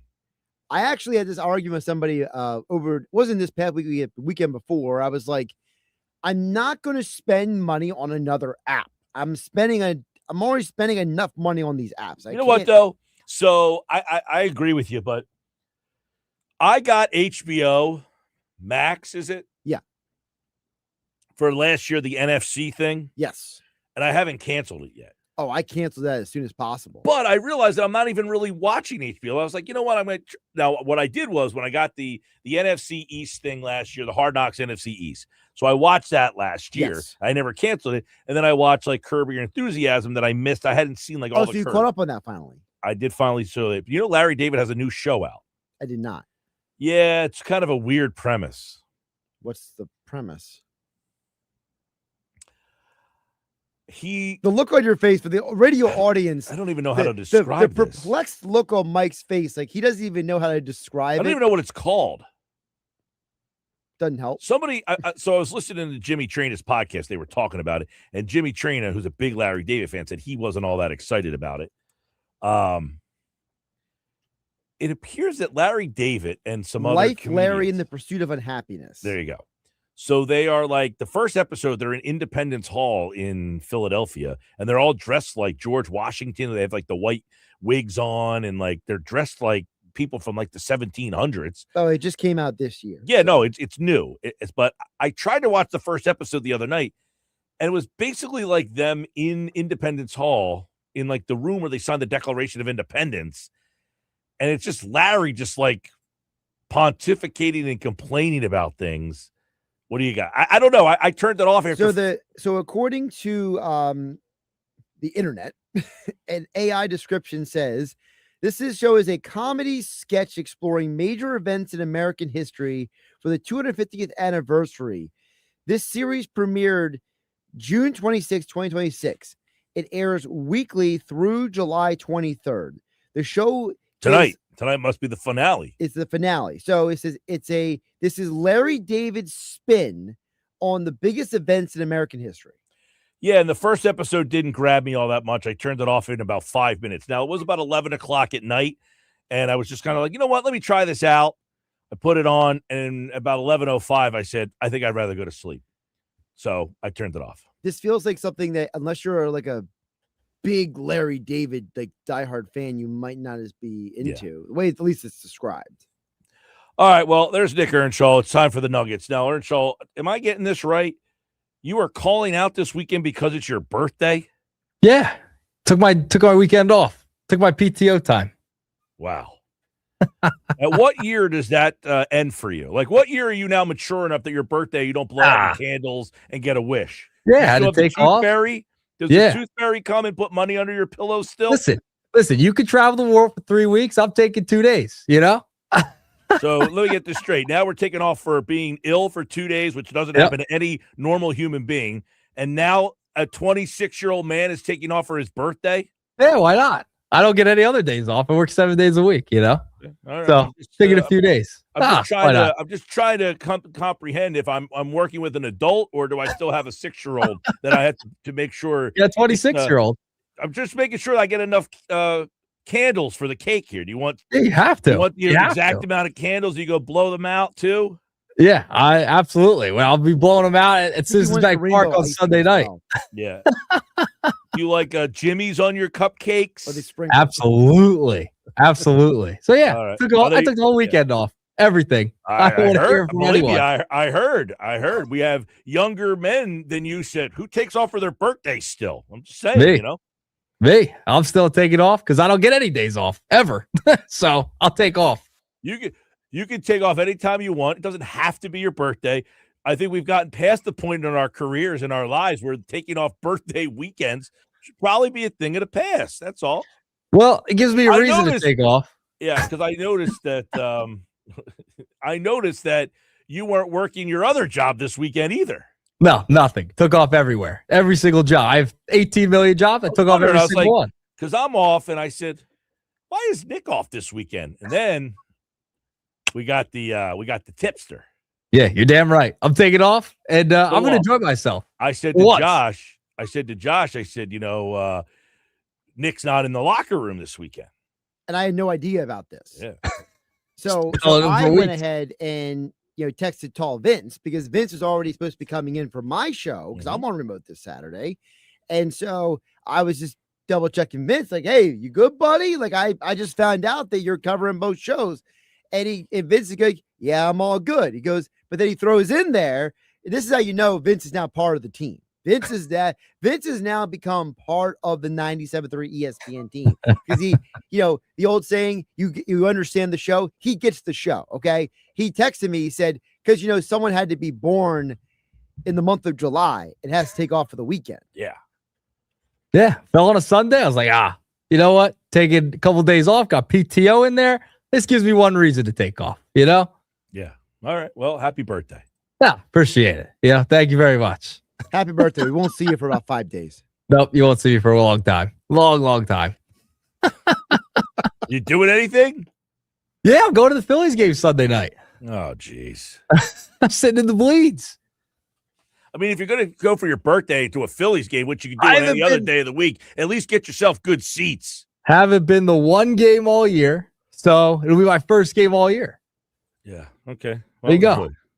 I will. You know, I work, you know, about like 70 hours a week. I was like, you know, I deserve a couple of days off when I'm not sick. Good luck. All right. Have a blast. Here we go. Let's get into the Nuggets. Nugget number one. I want to talk about Mr. Dave Dombrowski. All right. And I saw the Matt and Gelb article from today, and my eyes were so excited. I had a smile, grin from ear to ear from Dave Dombrowski. All right.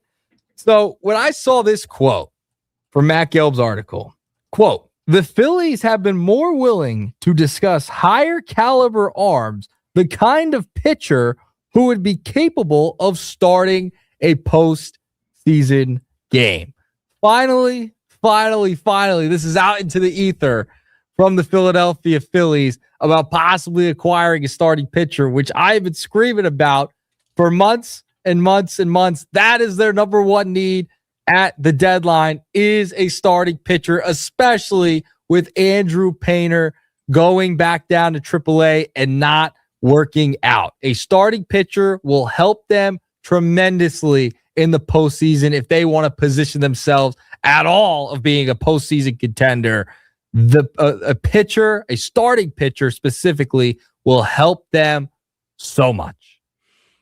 I tweeted out today. I think the starting pitcher, everybody keeps trying to push back on it. They don't need starting pitching. They have their starting pitchers because in the playoffs, you only need 3 starting pitchers for the most part. So I understand that premise. But again, you're not getting a right-handed bat of any substance that's going to change this lineup. Tyler Ward doesn't make this lineup much better. Joe Adell does not make this lineup any better. And any other of these right-handed bats that are as average as you can get. They don't lengthen the lineup enough to make a big difference. Now, would they help? Yeah, sure. But that can't be your top priority. You can get those guys as a second or third thing on this team. But if you went and got a top-level starter, which, by the way, I don't really think there's that many of those guys either. Skubal would be one, and I don't even know that there's another one. So we're really kind of focusing now on Skubal because anybody other than Skubal, Luzardo's probably better than those guys. He's probably better than Joe Ryan. He's probably better than any other name, Michael Wacha, Robbie Ray. He's probably better than all those guys. But the question is, would those guys be good enough to pitch in the third spot and Luzardo pitch in high leverage situations in your bullpen? And this way you could fix the starting rotation, a bullpen spot, and then still go get a right-handed bat without really blowing up your system. So all the people who are not on board with getting a starting pitching, I think you're missing the big picture here. Yeah. Is the way that I describe it is this. If I pitch Sanchez or Wheeler, I mean, I might be more inclined to pitch Wheeler now in game number 1. Yep. If I pitch Wheeler in game number 1 and I win, and I pitch Sanchez in game number 2, let's say I lose, the series is now 1-1. If I have Tarek Skubal pitching game 3 and I win, I'm up 2-1. If I go to my fourth starter and that's Luzardo, yep, and I happen to lose, it's 2-2. And I'm now going back to Wheeler. I feel pretty damn good about being in that situation. And people would say, they lost 2-1 the other night. I totally get that. But if the Phillies are going to beat the Dodgers in a series, it's because of their starting pitching locked down their offense, and they only scored 1 or 2 or 3 runs. That means I'm only asking my offense 4 times to score more than 3 or 4 runs.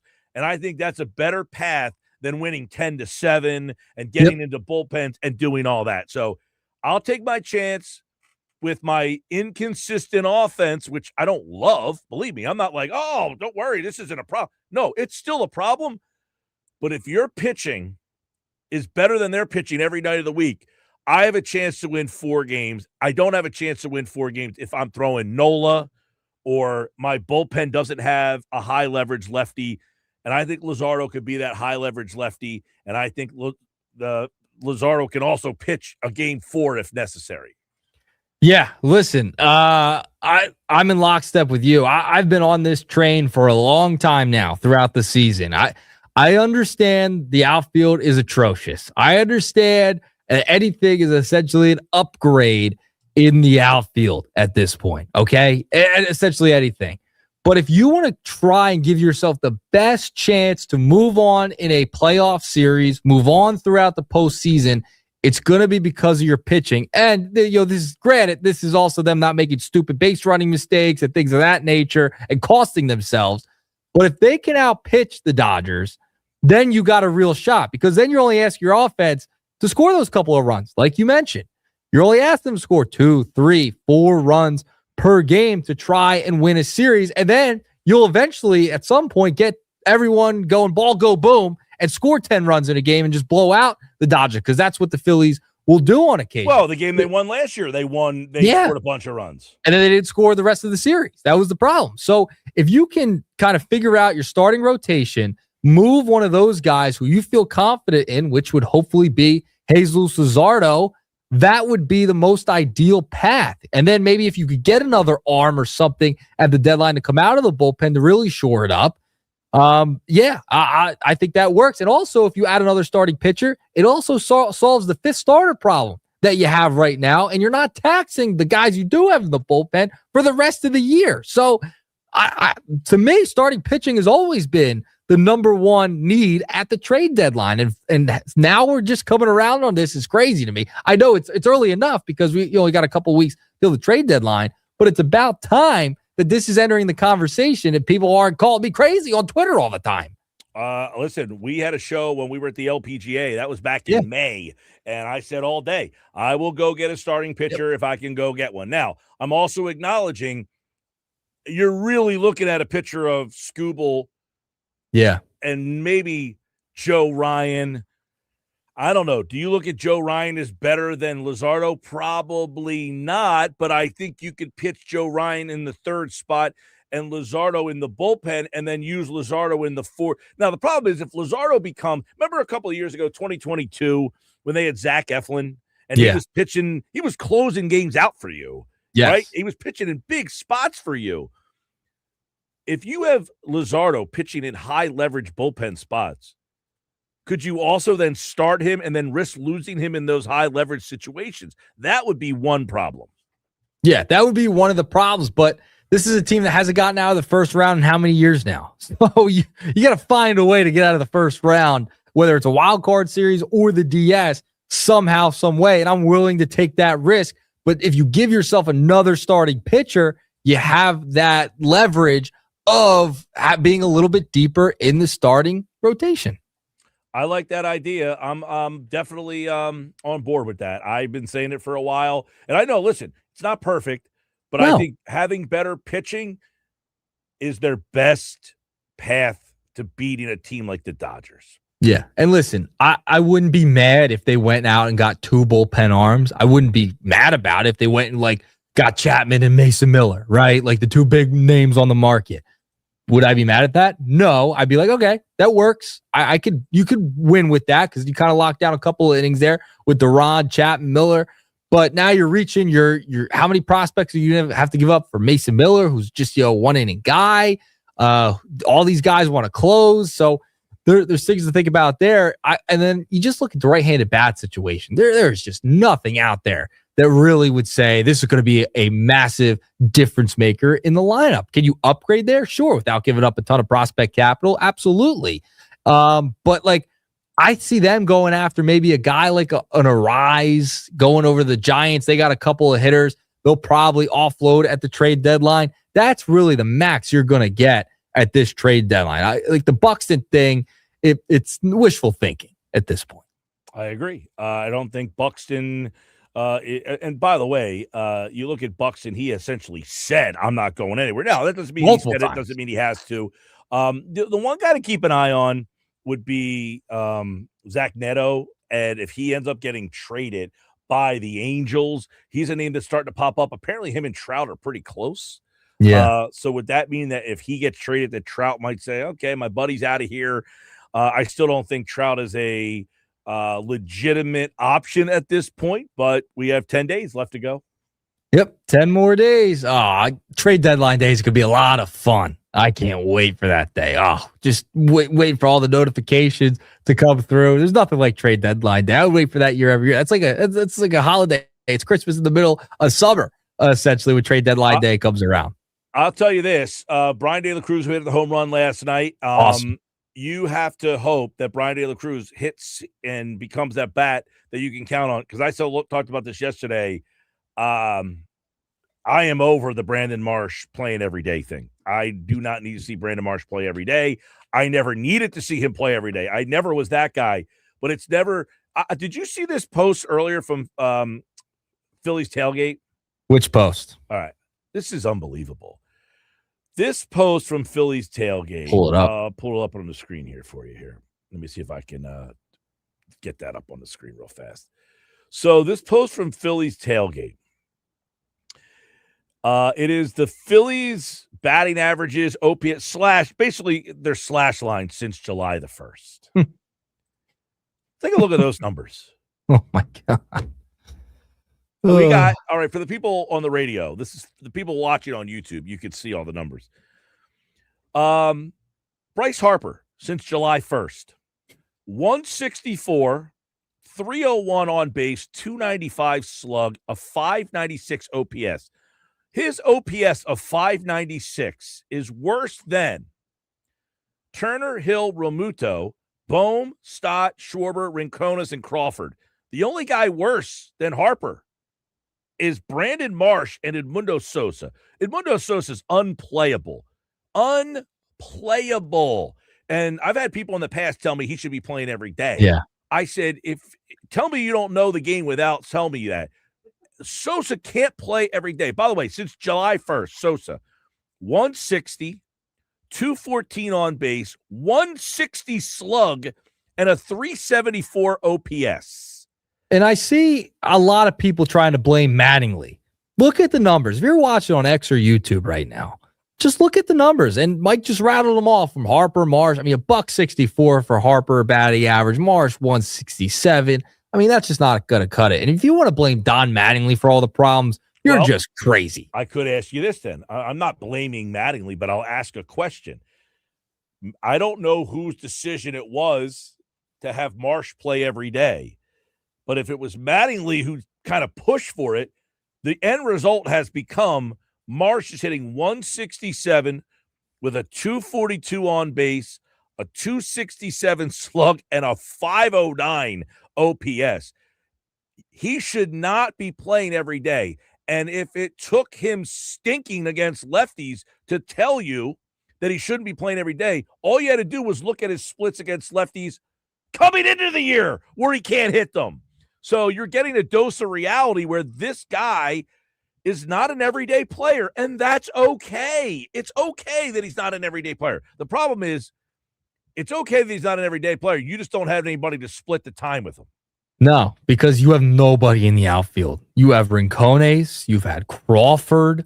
By the way, Rincones, since July 1st, Rincones is hitting 216, better than Harper. 250 on base. 405 slug, better than Harper. Jeez. OPS of 655, better. Gabriel Rincones since July 1st has been a better player than Bryce Harper. Which is crazy because that's not very good. No. It's not very good. And here's the thing. This whole thing is not, to me, a Mattingly problem for the most part. This is a talent and roster construction problem that we saw coming from before spring training. We knew this was probably going to be the problem. They're going to be a good team. They're going to have some issues. They're a boom or bust home run type of club. And if they don't hit home runs and they're not driving in runs, guess what? They aren't winning games, and they can't compete with the big boys. The numbers I just read off, how many accidents were just caused in the Atlantic and Cape May County area? It's your fault. It's your fault. Few of them probably. Here, Bryce Harper batting under 200. You have Marsh at 167, Harper at 164. I mean, it's brutal. Yeah. It's bad. No, it's bad. I mean, even Kyle Schwarber since July 1st, 200 batting average. Since July 1st, think about this.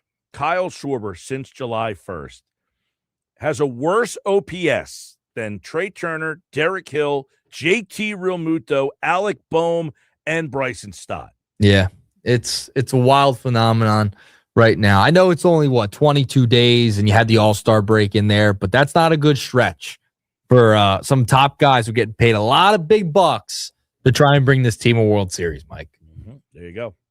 All right, there you go. Well, 1.5, 2 nuggets before you're roasting me for taking some PTO. Wasn't me that roasted you. Blame Tall Vince. Listen, he can roast me all he wants. I said, hey, you want to fill in? I'm taking off. I need a breather, Yeah. Go ahead. He didn't mind it. He just thought it was a little peculiar that a grown man took off for his birthday. That's all. Listen, it gave me a reason.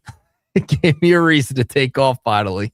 All right. He's sleeping. That's today's Nuggets here on the Sports Bash. Thanks, Nick. See you guys. All right. More Sports Bash coming up. 97.3 ESPN, the 97.3 ESPN free mobile app, and, of course, live video on the 97.3 ESPN YouTube channel. Go to 97.3 ESPN on YouTube and watch the Sports Bash live. We'll get into that. This hour is brought to you by Cross County Connection, providing fare free transportation across southern New Jersey with 6 new Connect spots, shuttles that can connect you to jobs, colleges, healthcare, shopping, government services, and New Jersey transit hubs, all at no cost to riders. For details, call 856-229-7571 or visit driveless.com. Bryce Harper said this. You'll hear what he had to say on the Mookie Betts baseball. What's it called? On Base with Mookie On Betts. Base with Mookie Betts podcast next.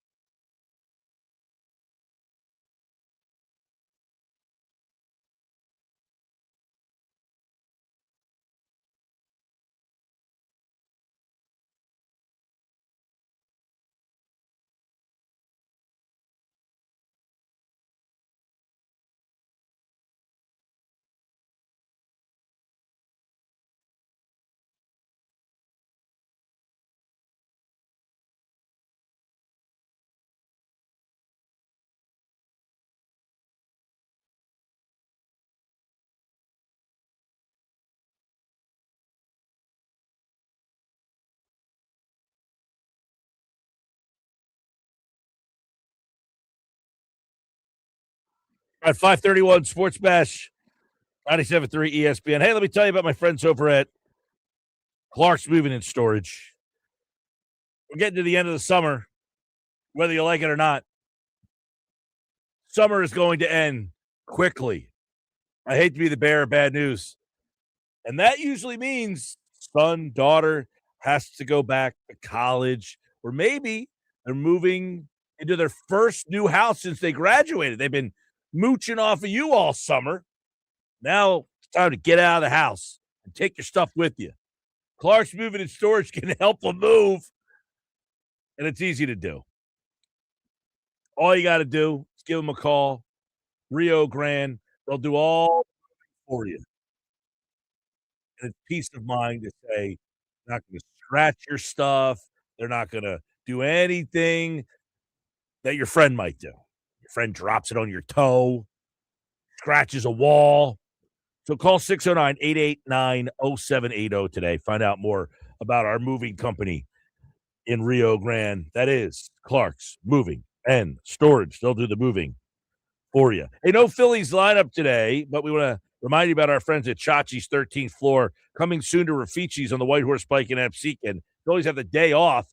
Tomorrow, Phillies didn't score 13 runs in a game, but that doesn't mean you can't win. If you've been entering all week long, listen for your name on tomorrow's show to see if you win the $25 gift card to Villa Rafici's and Chachi's 13th floor, coming soon to the White Horse Pike in Absecon. All right, Bryce Harper was on the Mookie Betts. What's it called?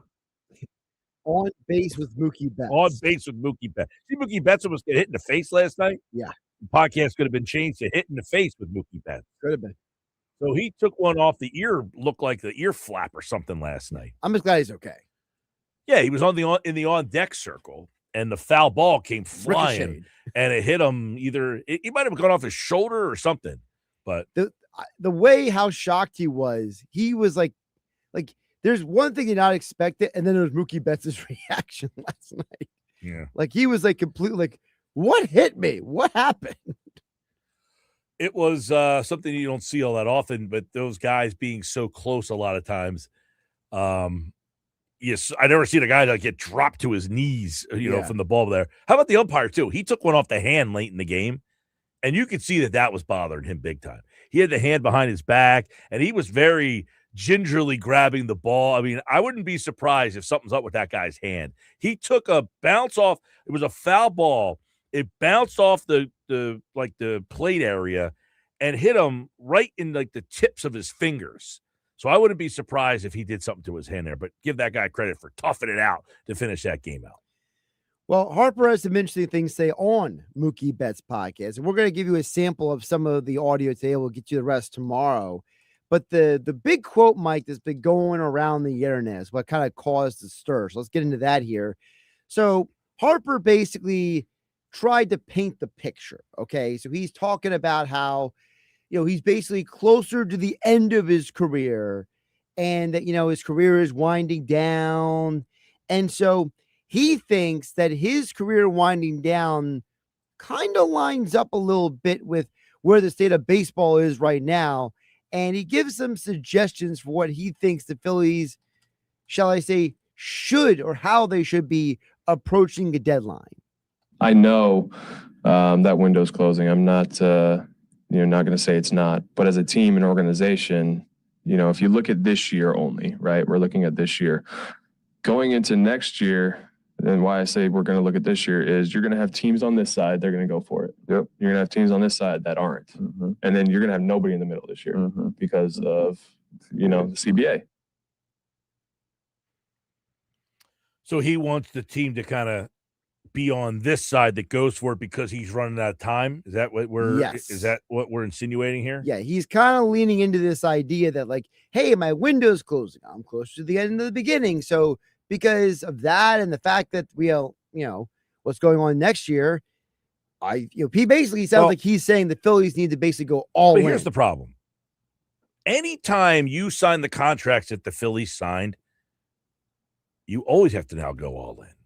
Can't take a year off and just say, you know what, we'll fight another day. Whenever you have a Bryce Harper, a Kyle Schwarber, a Trey Turner. When you have those level of players on your team, the expectation now becomes constantly that you have to go for it. So the team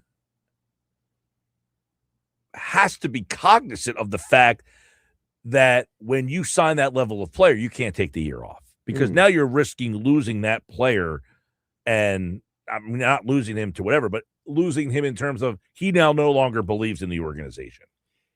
So Harper proceeds to go on, without naming the Phillies, goes on to proceed how he thinks organizations around baseball are viewing this trade deadline in light of what might happen next year.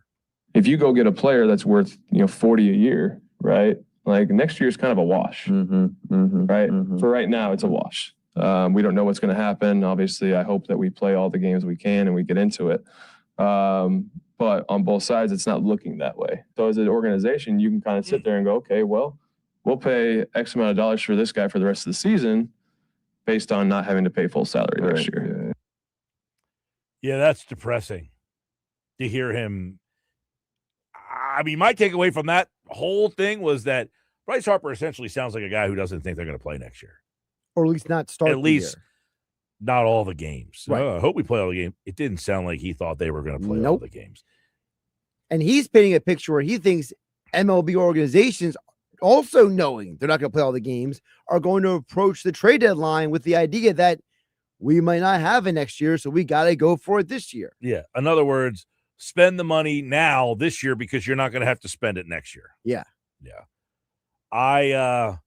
Man, that's a kick in the I mean, it stinks to hear him say that. Like, Bryce Harper is acknowledging that he knows they're far apart. So I'm telling my ownership group, because you're not going to have to pay guys next year full salary, go get them now. I mean, do you think it's a valid idea that he's painting to go to? Yeah, of course. I mean, we all know it, but it's almost like it's like anything. When you talk about predictions before a season, your prediction is made based on the team being healthy and what the team's potential is with full health. If somebody gets hurt along the way, I can't account for that and say, well, back in April, I didn't know that so-and-so was going to miss 47 games or whatever.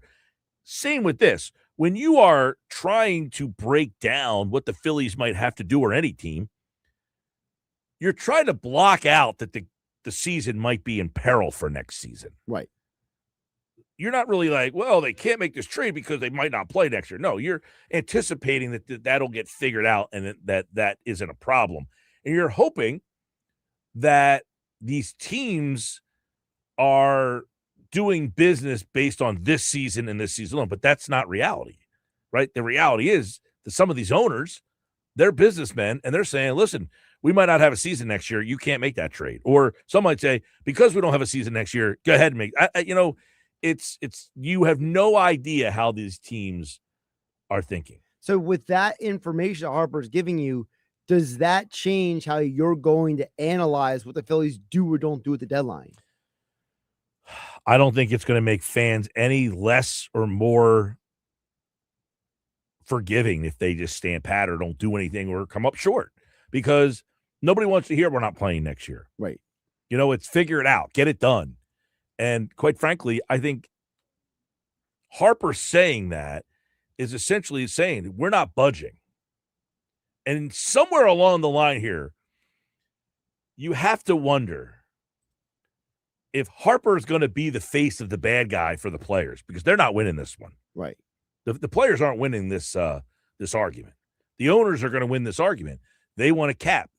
Now, the players in, or the fan bases in maybe New York, Philadelphia, LA, Chicago, they might not care. They might be on the player side here because they benefit from having no salary cap. Right. But the majority of the teams that live in middle America, they're saying we can't compete. We're stuck in the middle here. You're going to have a lot of these teams saying, we want a salary cap. And I will say, based on what I've seen from the Players Association, the statements that they've come out with from the players, it really does seem like the players don't fully understand how a salary cap works. And my mind goes back to, remember what Kevin Kincaid was saying a few weeks ago about the MLS? And now in the soccer world, right, that the MLS is the only soccer league with a salary cap. And he says in soccer, it's very limiting to how much you could pay players because of the way the financials of the sport are set up. But what he's talking about is a world where those players don't have like a minimum salary, right? In American sports like baseball, there's a minimum salary that has to be spent. So now you're putting that into a salary cap. In soccer, you don't have that. No. So for me, I think part of the problem is the players, they don't understand that a salary cap is not going to keep them from getting paid. It's just going to make sure that more teams pay, period, for players. I think that the bigger thing to me would be they need a floor to make sure that you're just correct, spending. And the floor right now is, well, frivolous at this point. The baseball floor right now is frivolous. Well, they don't have a floor. But they kind of do. They kind of have this, they have almost like a penalty where, like, if you don't spend a certain amount of money, there's little things that they try to do to the teams, but it's not like a real penalty. Yeah, I think like that the NFL does. Would be a better way to go about it is don't penalize teams for spending more money. Just tell the teams at the bottom, you need to get to $150 million. Right. And that way, that should make them competitive. Look, they're already, look at the league right now. It's just you can make the strong argument that other than the Dodgers, the Mets have the second highest payroll in the league. They're terrible. Right. That other than the Dodgers is completely outspending everybody. The Phillies are top 5 in salary. They're no better than anybody else. Yep. So you could make the argument from the flip side of this is that the Dodgers have ruined it for everybody. Correct. Because of the way they're so crazily outspending. But really, the Mets spend a fortune. They're no good. The Phillies are spending a fortune. They're no better than anybody else. I mean, are they good? Yeah. Are they so good? No. No, because then you look at teams like the Brewers, for example, they're not spending an arm and a leg, and they're a really, really darn good team that has because their farm system has a great shot of acquiring more great talent. Mm-hmm. Yeah, I definitely think that just having a floor and making it whatever, 100 million, 120 million, because there's teams in this league that are spending less than $100 million on their roster. Speaking of trades, Harper, this is my translation of what he is saying. Harper to me sounds like he's saying he hopes the Phillies add these players. I'm hoping that we can get to the point where we do have the guys that we can go out and get other big league ready guys, or a frontline starter, or the right-handed bat or bullpen. Yeah, I want everything. But I love how he says, "I'm hoping we do." It doesn't sound like a guy who's that confident in the Phillies front office. It doesn't sound like a guy that's that confident in the Phillies front office, and also doesn't sound like a guy that's all that confident in the current team. Yeah. Not, hey, I think we have a great club, but if we can add, great. If not, I'll go to war with these guys. No. I've been down this road before. I know how this story is going to end, and if we don't get more, we probably aren't going to go any further. Yeah. Now, I will say there's another part, we'll get to the audio tomorrow, but Harper does have a lot of high praise for specific players, but not the whole roster. But the other audio I want to get to really quick. So Mookie Betts kind of cornered Bryce Harper about the Rob Thompson firing during the pod. I wanted you to hear this, Mike, because Mookie says to him, hey, like what was the message that was sent to the team when Rob Thompson got fired? And this is Harper's response. So the message was, we got rid of Topper, right? Like, I mean, that was the message of, hey, you guys need to, get going. And so as a team, you never want to see your manager get fired. Like, you never want to see somebody take the fault for you playing bad or stuff happening. So once that kind of happened and Donnie came in, it was like, hey, you guys better start playing well, or, things aren't going to be the same in the next couple of weeks. So we were able to do that. It sounded, it's funny. He said, you guys better start playing well the next few weeks or what? I'm going to get fired too. Right. Well, he also, it was interesting because he didn't make it sound like, the players like, and maybe I'm reading into it, so I could be wrong, but it almost sounded like he and the players didn't realize that Thompson could get fired. So it was like they got fired, like, oh wait, Thompson got fired. It was like the players, like it was like them being 9-19, they were like oblivious to it almost. What they didn't think that this could happen, right? Like the way he made it sound, like he's like, the message was they fired our manager and we let it happen. He's like, it's almost like he was like, we didn't expect it to happen. That's a whole weird situation because the way he talked about it before almost seemed like when Thompson got fired, yeah, it was almost like he was like, we were waiting for this, right? Like they were expecting it to happen in the offseason. Right. The way he described it was like, he was like, yeah, we kind of thought this might happen. And now 2 months later, he's acting like, oh, we were kind of surprised by it. Well, which is it? Like, yeah.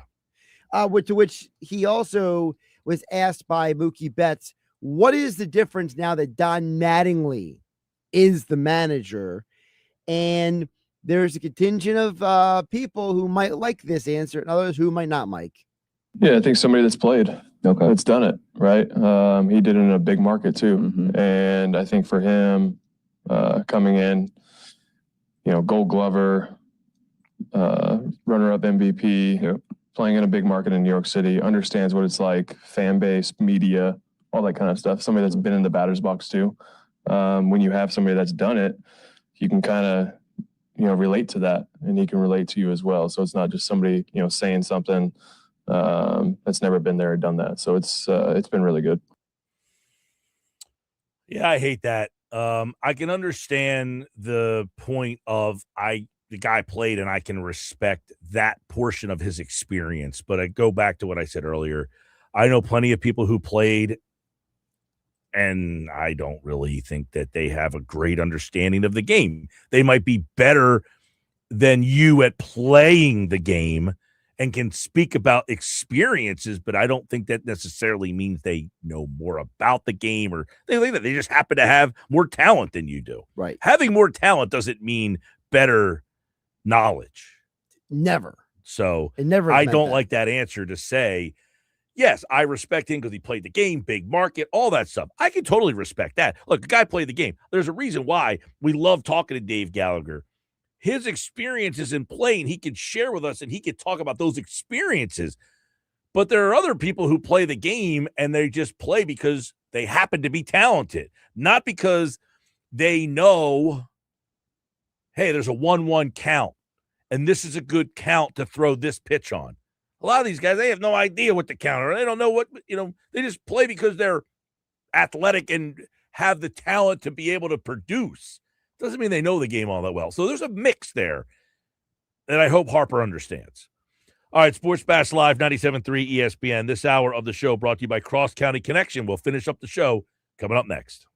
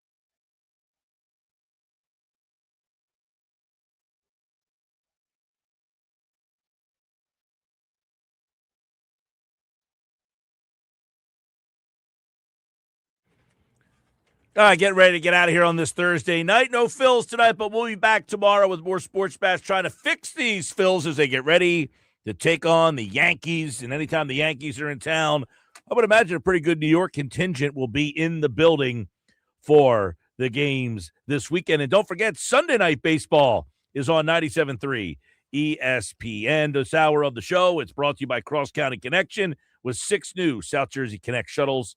Fare-free transportation all across southern New Jersey to help you get from your job to college courses, any healthcare, doctor visits, shopping, government services, and NJ Transit hubs, all at no cost to riders. For details, 856-229-7571. I'm Mike Gill. This has been the Sports Bash Live on 97.3 ESPN. We'll talk to you tomorrow, everybody. Have a great one. Best of the Sports Bash is up next.